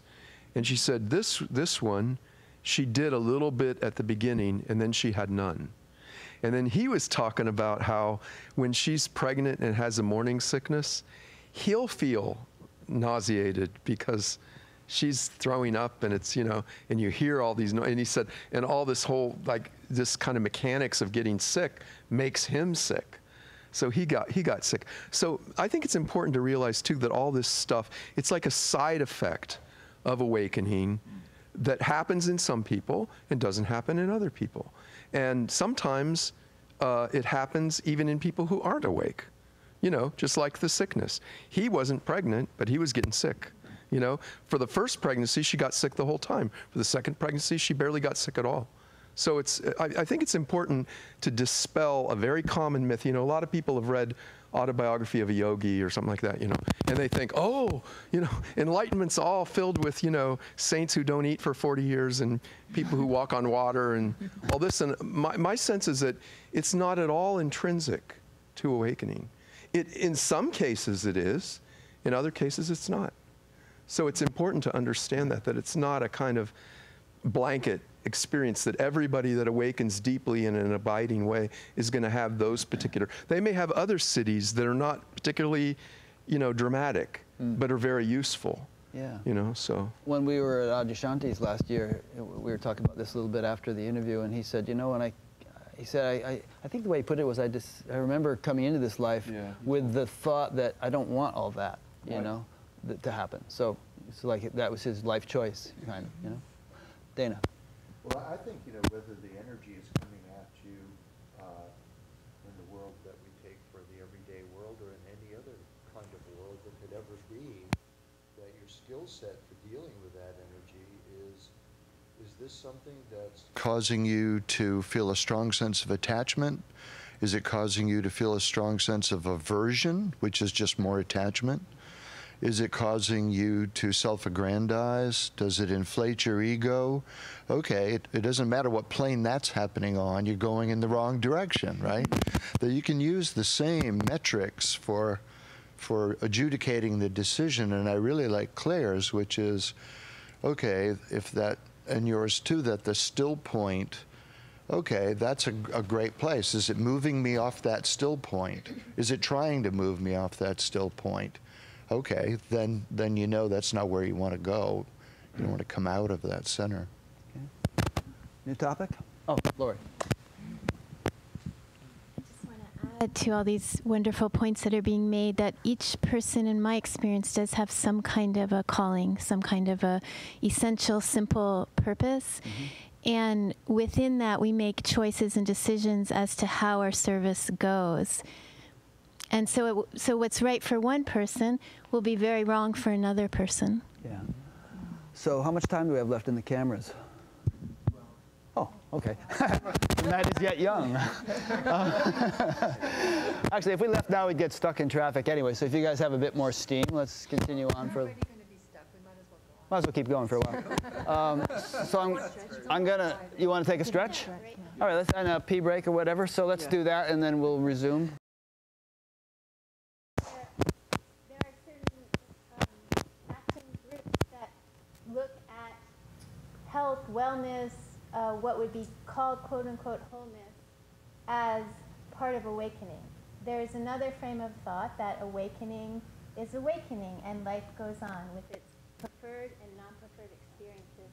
And I find it all extremely fascinating, so I'm opening up the conversation to hear what people want to say about it. Okay. One of the things I found really useful in some of my research is from Ayurveda. They talk about the 6 Bhavas, or houses. And 3 of them, when we're born, 3 of them come through our family bloodline, and 3 of them through our past life history. But a particular note, or 2 of them from our history, is Atman and Sattva, basically consciousness and clarity.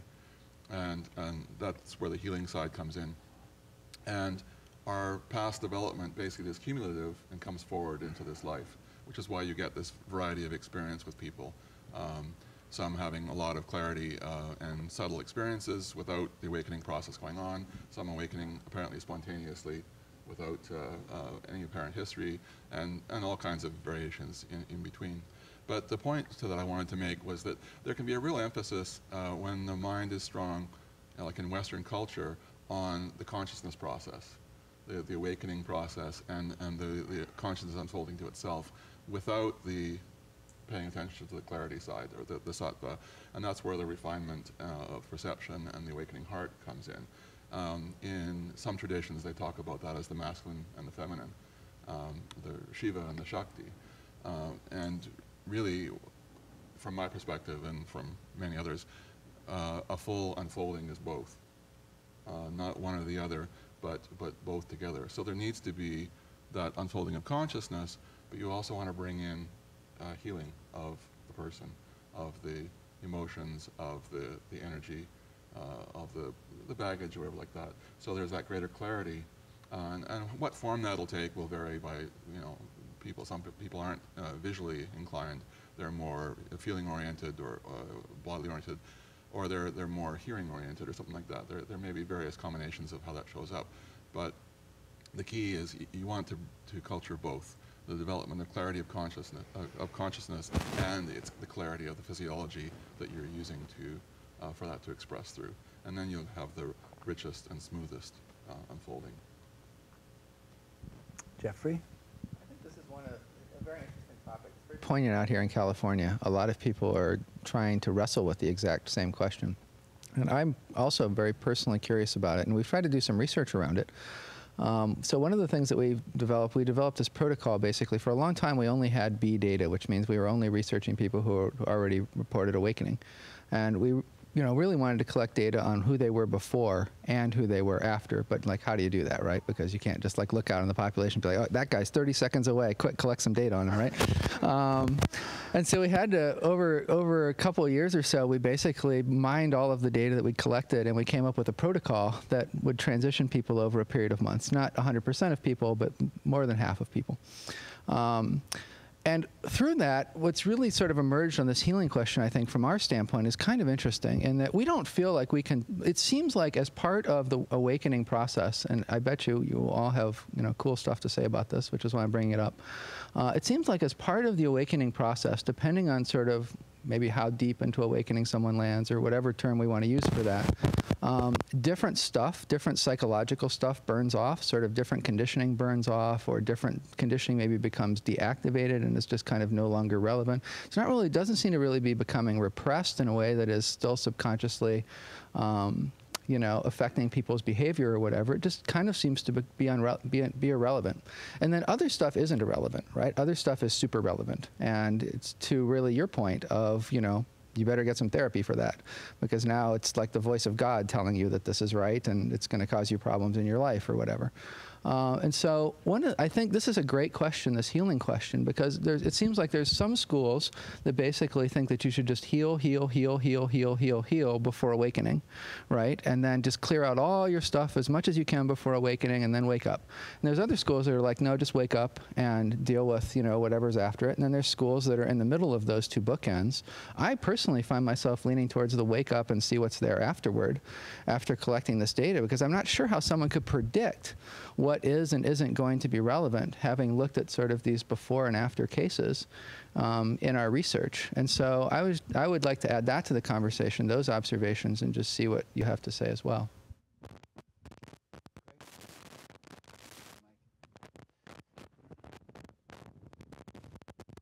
One of the things that I really noticed within myself was discovering this great peace, this great emptiness, this great freedom. Having the experience of non-dual awakening, that happened in an instant. It just came out of nowhere, and that was a beautiful thing. It was a gift. It was something that I didn't do, I didn't create. And so we want to be careful about thinking that we are going to awaken, we are going to make it happen. There are all kinds of things. I was an intense meditator. I put myself in the right place at the right time and did all that kind of jazz. But ultimately, it was something that happened within me, not from my own volition. And I think that's something that we really need to remember. But there's this very human aspect of ourself that can get in the way of this abiding awakening continuing. If we don't do our personal work, if we don't listen to life, if we don't listen to our children, or our wife, or our husband, who are constantly pointing out our shadows and all these aspects of our humanity, well, we may have a moment of awakening, but we will quickly find ourselves unawake again. And so I think in this way, healing, spiritual maturity, psychological maturity, go hand in hand if we want to stay awake after awakening has happened. And I think it's very necessary, for us, whether we're a teacher, a student, or whatever, whoever we are, if we have awoken, or even if we haven't, to continue to heal, continue to do our personal work, so that we can be a clear vessel for whatever it is that's coming through us. And ultimately, if awakening is about living in sanity and living in clarity, we must be healed. And like Mariana was speaking about, we can see clearly what happens in an individual who has awoken, who has a huge shadow. I mean, that person can be quite a dangerous individual. They can create quite a lot of suffering in a community, in themselves, in their family, if they haven't done their work. So I don't see, any separation in between the two. And I'd go back to saying that, yes, there's the inquiry into our true nature, but also seeing that therapy and the healing process is inquiry into our active, dynamic, grounded, personal nature, our humanity, and how it expresses itself in this world. I think it's so important to do both.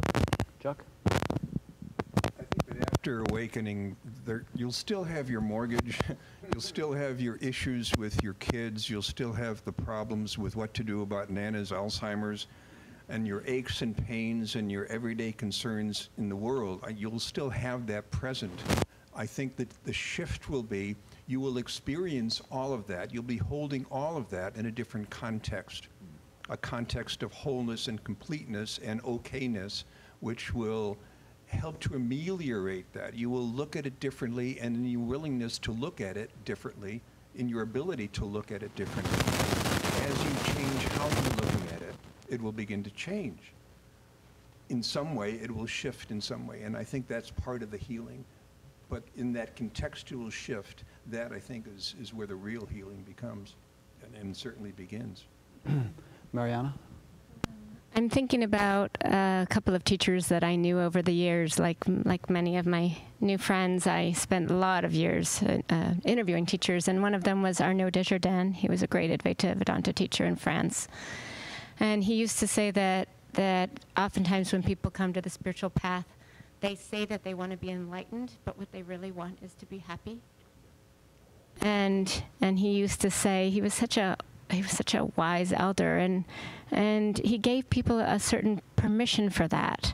And it wasn't that when people would admit that they would run away from the spiritual path, because we also have, I think it's an inherent longing to know ourselves more deeply, but I like that, because I know it's true for me, and it gets confused, because instead of saying like, I want to be happy, I want to be happy in my life, and I want to have connection and know friends and partnership, and yeah, I want spirituality too, but I don't know what order, and things happen developmentally differently, so I was just thinking about that, and it puts a certain pressure and a potential pretentiousness on needing to want to awaken and be awakened, because the spiritual path promises some relief from suffering, and that's what brings a lot of people there. Just like yoga, you go to an asana class and it feels so good, and then you say, oh wow, and wow, there's a sutra, and it comes that way organically anyway. So I want to bring in that piece, and somehow I can't let the day slip by without bringing in the presence of one of the other teachers I knew. My guru's guru, Yogi Ram Surat Kumar, was a great teacher in South India, in Tiruvannamalai. He died in about 2000. And I spent a year in close company with him when I was about 25. And of all the, I don't know, maybe 100-ish awakened teachers I've interviewed in my life, he was far he was like in a whole different category than the others. He was like the awakened masters of old, like the Neem Karoli Babas and the Ananda Mayamas, and the people that there's only a few of, and there's not very many of them alive, and I always felt grateful that I met him. I didn't really know what was going on. I just hung out with him, and he didn't really talk. He chain smoked and didn't give linear teachings. But I met him 30 years into his awakening process. I met him when he was about 70, and he had his awakening when he was 30, and he never stopped. He never claimed enlightenment. He never claimed guruhood. He said he was an old dirty beggar on the street, and people followed him. He never had an ashram until he was like about a couple of years before he died. And I felt so grateful to have been around somebody where the bar was so high that, I don't know, it just throws in it turns upside down the question of awakening, which and you could probably speak better than I could, because I know in the sutras it describes all these different levels of awakening, and I was so excited when I found that sutra that talked about one of them that described his level, because it seems like a lot of what when we talk about awakening is the beginning levels of enlightenment.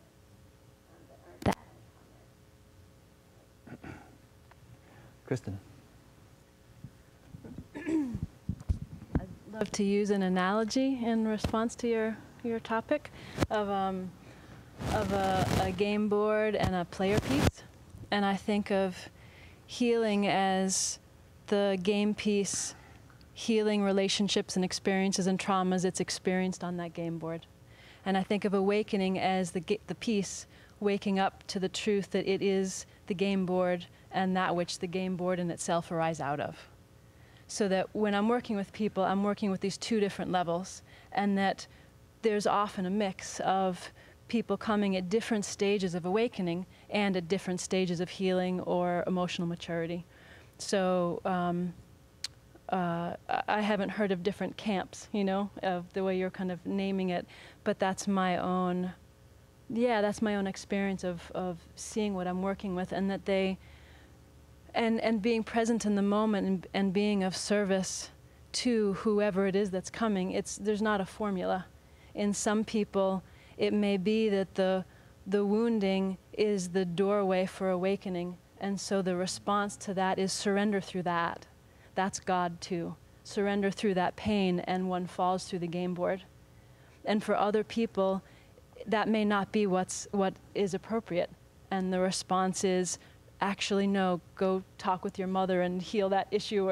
And not that I would tell someone what to do, it's not like that, but in terms of being in the moment and supporting whichever process is happening, that there's no formula that comes out, and that I find that each needs a different kind of support. Susanna? I really like what you were saying. What is your name again? Mariana. About what that teacher said to you about people just wanting to be happy. I think that, and giving permission to that, I think that correspondingly, the opposite is equally true. People want to have permission to be unhappy, to be really feeling their deep pain, their loneliness, and their unhappiness, and to know that that's really held in an unconditional space of love and acceptance. And that's kind of a transmission of whatever kind of practitioner one is.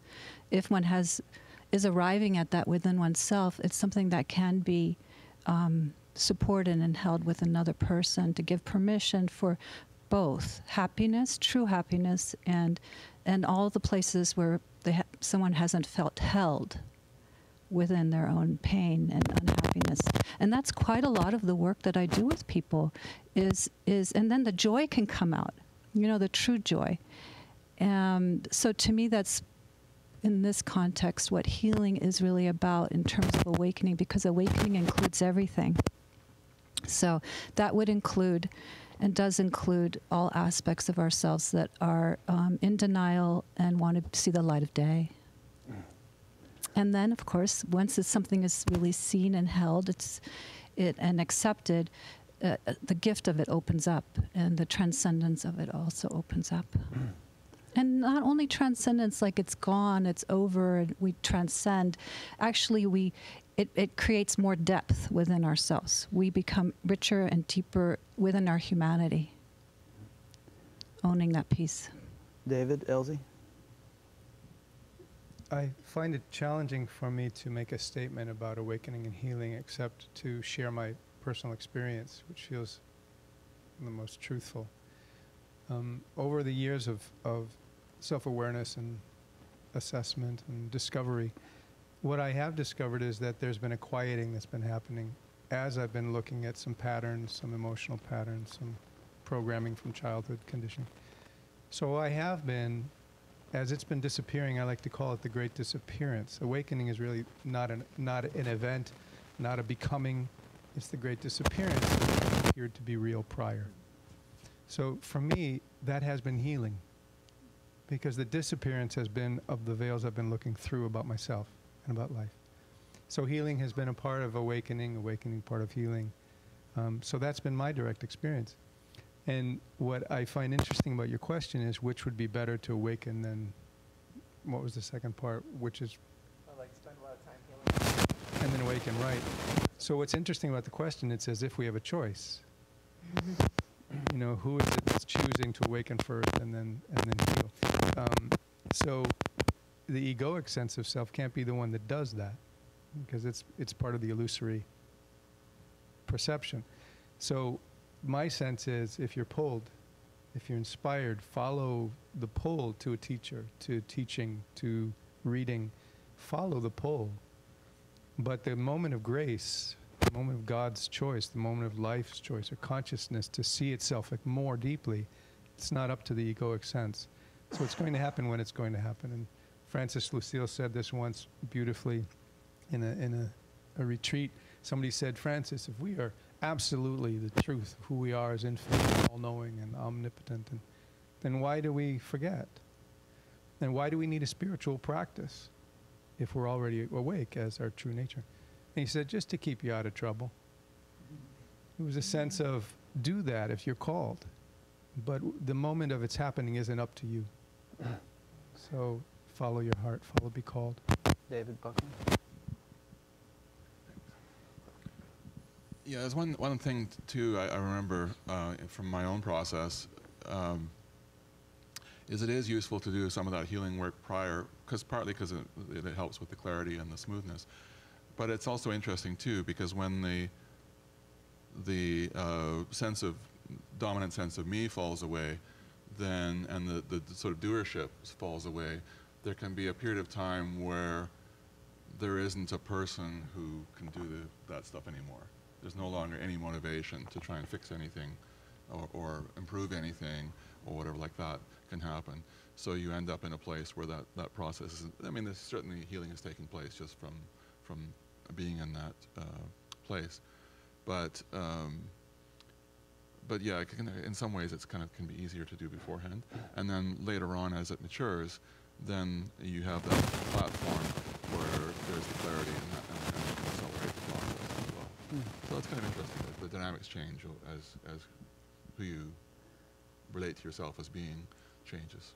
Kieran brought up a point that this could actually segue into, which is that for some people, in some people's minds, enlightenment or awakening has a bit of a stigma, because we have famous examples such as Eckhart Tolle and Byron Katie, who became rather dysfunctional after an unexpected sudden awakening, which they hadn't even been seeking. You know, Eckhart Tolle famously on his park bench, Byron Katie practically needed to learn how to brush her teeth again and, reassemble some kind of a life. So, people who have a life and responsibilities and all this, I don't want that. What's going to happen to my kids if I awaken? And I think this healing issue comes into it where, if those two individuals had undergone some years of preparation, had been on a spiritual path, then there might not have been much of a speed bump when they had their awakening. They could have just carried on because they already would have done a lot of purification and integration and so on. So, yeah, please, Claire. Yeah, that ties with what I was going to say, is that I can speak just from my experience, which is that my life was committed to healing. I was never looking for awakening. I wasn't aware of the non-dual teachings. I had a yoga practice and a very committed spiritual practice for many years, but I was led to that as part of a commitment to healing. So I was healing myself on every level, and as part of that process, I was taking the role of being a healer in the world. So I was working with people in their healing process and learning more about that human condition and why people behave as they do, why everything operates as it operates. And somewhere along that path, there was this shift in awareness, which I wouldn't even have called awakening because I wasn't looking for it, but that is what it gets called, that suddenly the awareness came that I wasn't this individual person. As Kristen said, like the game fell away, all the foundations, all the concepts, everything just completely fell away. And the realization that I'm this unbounded awareness, I'm stillness, I am silence, and everything that then blossomed from that. And what occurs to me is that we can't make a decision to awaken. We can't make really a commitment to awakening. Once the impulse for freedom is there, we can step into a sincerity to know the truth of being. What we can commit to is our healing. It's something that we can culture in various ways, not as a doing towards awakening, but the more that we culture awareness and an environment within this body mechanism, so that the possibility for grace to enter, that when it does enter, there's more chance that it can be abiding, that it has a really a clear house to live in, shall we say. So, Canella? Yeah, that my experience also, or the experiencing that happened with me, or this words, it came through wanting to heal and embrace myself. But I did commit, once I found out about this waking up possibility, I did actually commit to that. And so I think it is a commitment to both, would be, if that's what feels true, and then let it come to your doorstep. Whether it can be an ad for something that draws you. I think somebody mentioned that feeling, you feel that pull in the moment of what feels true for you as this depiction of awareness at play that you are. And the other part about being able to function or not in the awakened present way of living, the stateless state, is with the healing being part of what happened with myself, and then also then the awakenedness, what felt true to my heart was to return and include my children in my life. And so then I was a single mom in North Vancouver with 2 children, and their father lived in another country. And so I was really, it brought it home in the functioning, in being responsible for the 3 of us. And it all looks the same to the outside observer. It wasn't easy. And I was impressed that this body would get up in the morning and continue to function beyond what I could possibly have thought. It looks like it's that I could do. And I did. I got up and got everybody out to school and whatever it was that was going on, and managed all that by myself. And I don't know why this comes in, but then I got a boyfriend, and suddenly I just was somebody's boyfriend. It's unbelievable. I gained so much, and then it was just like gone. But yeah, so the functioning, totally, it's just different. Because you're all working together. There isn't any authority anymore of a parent with children. There's a mom with children, and those parts are still there, but it's not, nobody's in charge unless the moment needs someone to be in charge. And so you begin to trust yourself in being able to respond to the moment of whatever the moment calls for. And that is the meening of the day-to-day living as a human being in this world. The moment calls for David Buckland. I just wanted to mention something too on that. I did find with the shift that there were certain parts of life that fell away. Actually, it started somewhat before the shift. I didn't know it was coming, but certain aspects of the life fell away. But there was a real support for the process. It wasn't being done by a me, it was being done by the self, by source, however you want to frame it. And that it was very supported. There was a whole thing happening where it created the right circumstances for it to show up, for the process to be processed, for the experiences to be to take place and so on like that.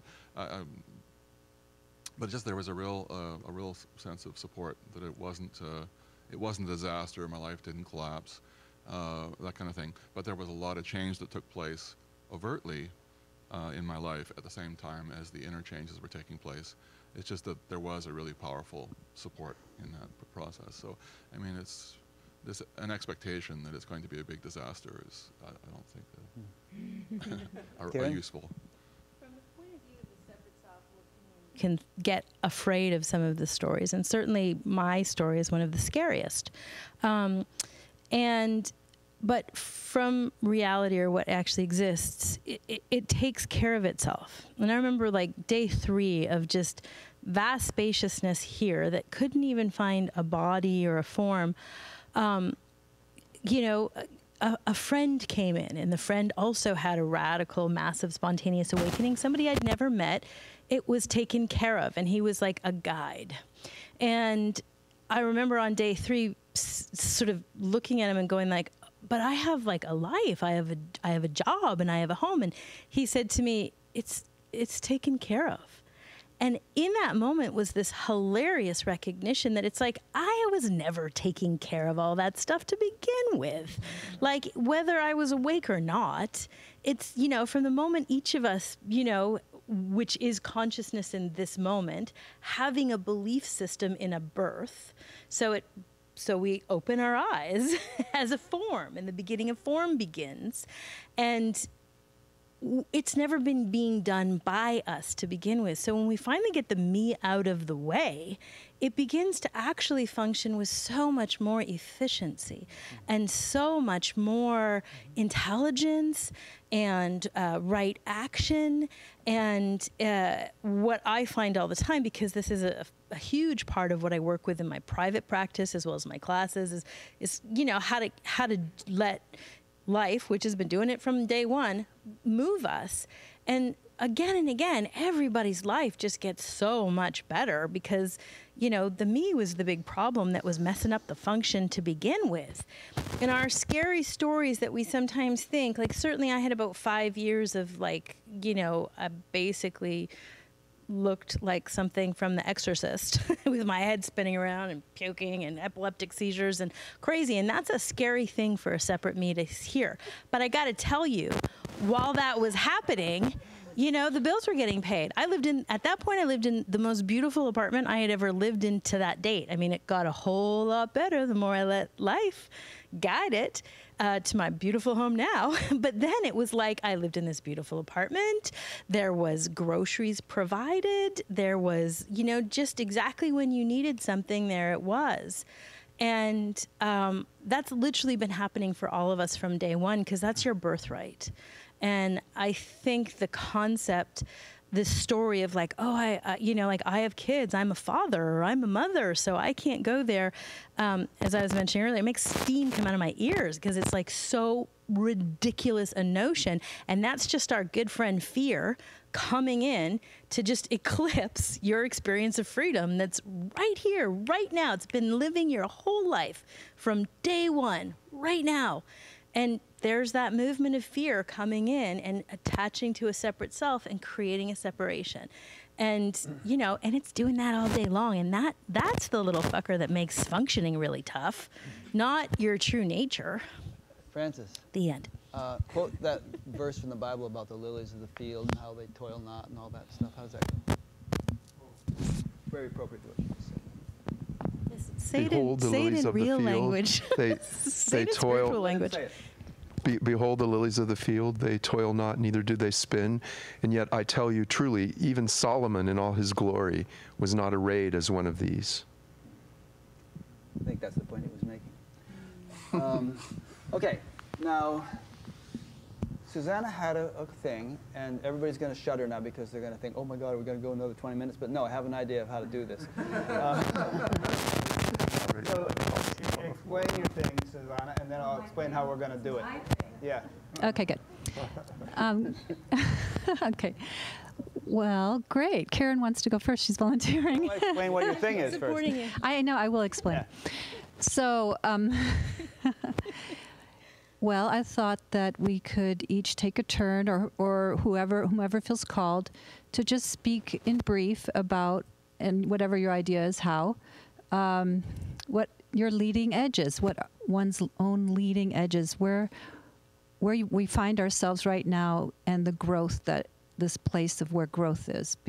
Just include ourselves in the conversation. Okay. A little deeper. And here's how I'd like to do it, but you can all vote this down if you don't think it's possible. Answer that question in one word.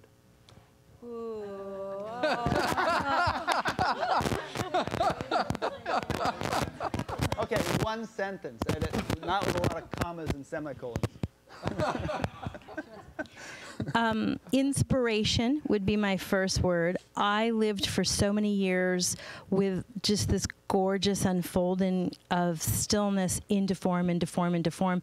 And last January, inspiration showed up. And when it showed up, it was like, wow. Subtle forms had showed up before, but like a huge movement of huge inspiration to take me so deeply into, you know, building a very big business and moving into very big realms of form. And it was all being driven by inspiration, and it's been so fun and such a like raw edge. It's been gorgeous. So we want to be the Hemingway type of writer here, not The Old Man in the Sea. Well, long ago. Yeah, Sam Shepard version of one person. far away. Da, da, da, da, da. Okay. So for about 25 years, I've been in the field of self-awareness and consciousness teaching, coaching, and my own. And within the last year, I've been placed by life in the experience of my mother aging and a friend dying. And I have been called in really deeply to care for this friend who's also aging and dying. And the level of human experience has deepened in a magnitude and like a boot camp. And so my discovery, because of that, has caused my experience of life to become much more grounded and rooted in the earthly experience of being human. And so now my teaching, which was a lot about transcendence, is now inclusive and much more powerful for my own living, much less for those that I work with. The integration of both of those now.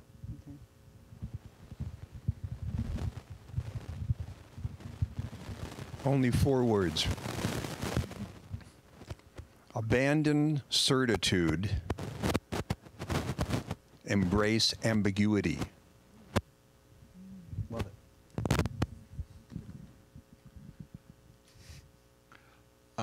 Well, for me personally, the cutting edge is, leading edge, is a new unfolding of divinity from a whole different level that's still revealing itself.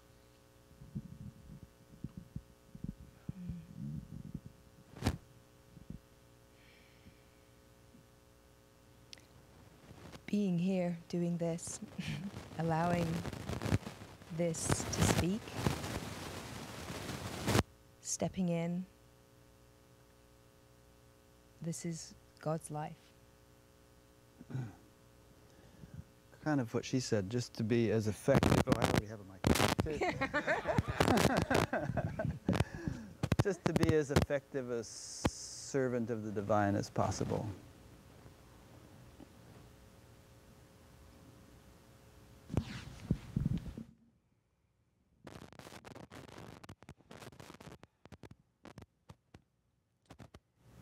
That's a good question. If I were to pick one word, I would say love. And if I speak to the larger thing, there's a continual dissolving through these layers where the sense of I is larger and larger. And the experience is often of all these worlds being a skirt and these movements. And so the cutting edge is living as both the universe creating all the beauty and all the suffering, and being present through all of it, both in the small, crushed, suffering truth, at the same time as all these layers of consciousness that create itself dimension after dimension after dimension. So it's like being all that and this, and being with them is the same thing.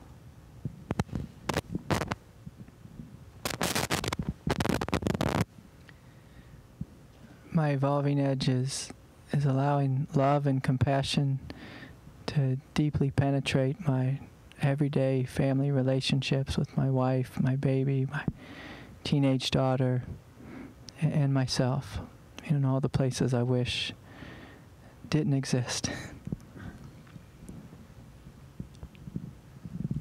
I would say the cutting edge of my own awakening is realizing more and more the seamlessness of this vast, huge consciousness that I awoken to, and all the stuff appearing in it. Like that it's absolutely one. It's not two. That, when you first awaken to that vast consciousness, you think that's the one, and all this other stuff is just not real. And anymore, I'm realizing that it's totally seamless. There's no separation whatsoever of these different levels. And the specific thing for me that's appearing in that is like an edge for me, that is, what is the role of human relationship in my life? And what are the many forms it can take? And just the fascination with that, like I'm just finding it fascinating. It's the love and allowing it, discovering it towards this little imperfect self that doesn't fit into any spiritual ideals. The love that was just like fire going out to everyone and everything, tempering itself, turning itself back towards the imperfect human. I was thrown a big curveball by life this year, and unexpected. So it's about not accepting the luxury of defeat. I can feel and hurt, but to really surrender to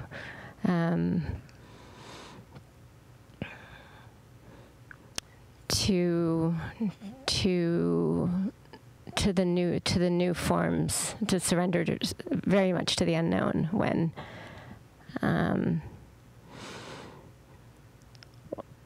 it isn't, to accept something being taken away and still choose to love my life and move forward. Well, being a college professor, especially at this time with so many millennials, I see them really floundering, struggling to try to find some identity. There's a lot of cynicism, a lot of everything's been tried and nothing worked, and a kind of drowning in an absolute relativism of truth. There is no, everybody just makes up their own, and that bothers me. I see them going through it. It's painful to watch. And so in the same way that since I teach at an art college, they're always saying, I wish people could define art bigger. Then I find myself saying, I wish you could define spirituality bigger. Because so many of them are not attracted to spirituality. They see it as light and love and rainbows and butterflies, and they're really turned off by that. Really turned off by that. And so some of them, they'll be talking to me and they'll say, oh man, I was at this Slayer concert the other night and, it was timeless and I felt connected to everything. Then I keep trying to say to them, and what I would want to pass on is, if you say, well, there are spiritual people and there are non-spiritual people, and this is a spiritual place and this isn't a spiritual place, then all of those divisions are just in your mind, that every place is a spiritual place, every moment is a spiritual moment, every opportunity is a learning opportunity. You know, if you need your spirituality to have tattoos and piercings, then that's cool. That's fine with me.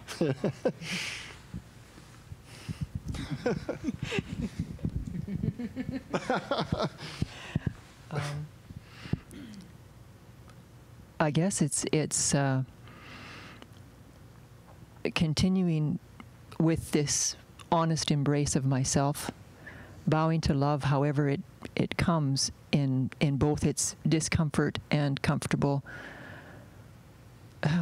expressions, and then supporting others in finding their own way to that, because it's certainly going to be their own way, not the same way for myself. But so yeah, bowing to love in its many forms as it shows up. I don't think Jeffrey spoke. Oh, that's Susanna. A few words, I guess. Just my leading edge right now is really around possibility and discernment and possibility, and trying to listen and sense and feel into what's showing up, and, you know, trust.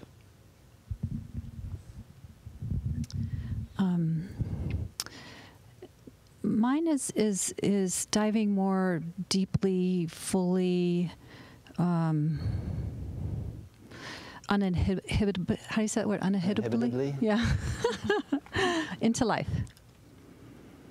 Just embracing in ever deeper ways, just having that be revealed to me where I'm still holding back from embracing life. Good. Okay, well, I really thank you all for coming to do this. I think it worked out pretty well. I'm glad we did it. And I really again want to express my appreciation to Jeffrey Martin and to Sofia University for making this possible, and to Lori Moore. We were originally going to do it at her house, and at a certain point I realized it wasn't going to happen with all these people and all these cameras and all this stuff. And so Jeffrey had offered Sofia, and I said, let's do that. And he's really been invaluable in making this whole thing happen. And again, I really appreciate the university allowing us to use the space. So I hope you've all enjoyed listening to or watching this. I'm about to release a whole batch of things from the SAND conference that, well, haven't done the SAND conference yet, but we're about to do it, and I've got a whole bunch of interviews and panel discussions and my own talk and different things. So there's going to be a little surge of stuff on BatGap. So stay tuned for that. And if somehow or other this whole BatGap thing is new to you and you've never heard of this and you stumbled across this talk on the internet, then go to batgap.com and you'll find at this count 310 previous interviews categorized in various ways. If you look under the past interviews menu, there's an email thingy that you can sign up for to be notified each time a new interview is posted. There's a donate button and a bunch of other stuff. Explore the menus, you'll figure it out. So thanks for listening and watching, and we'll see you for the next one.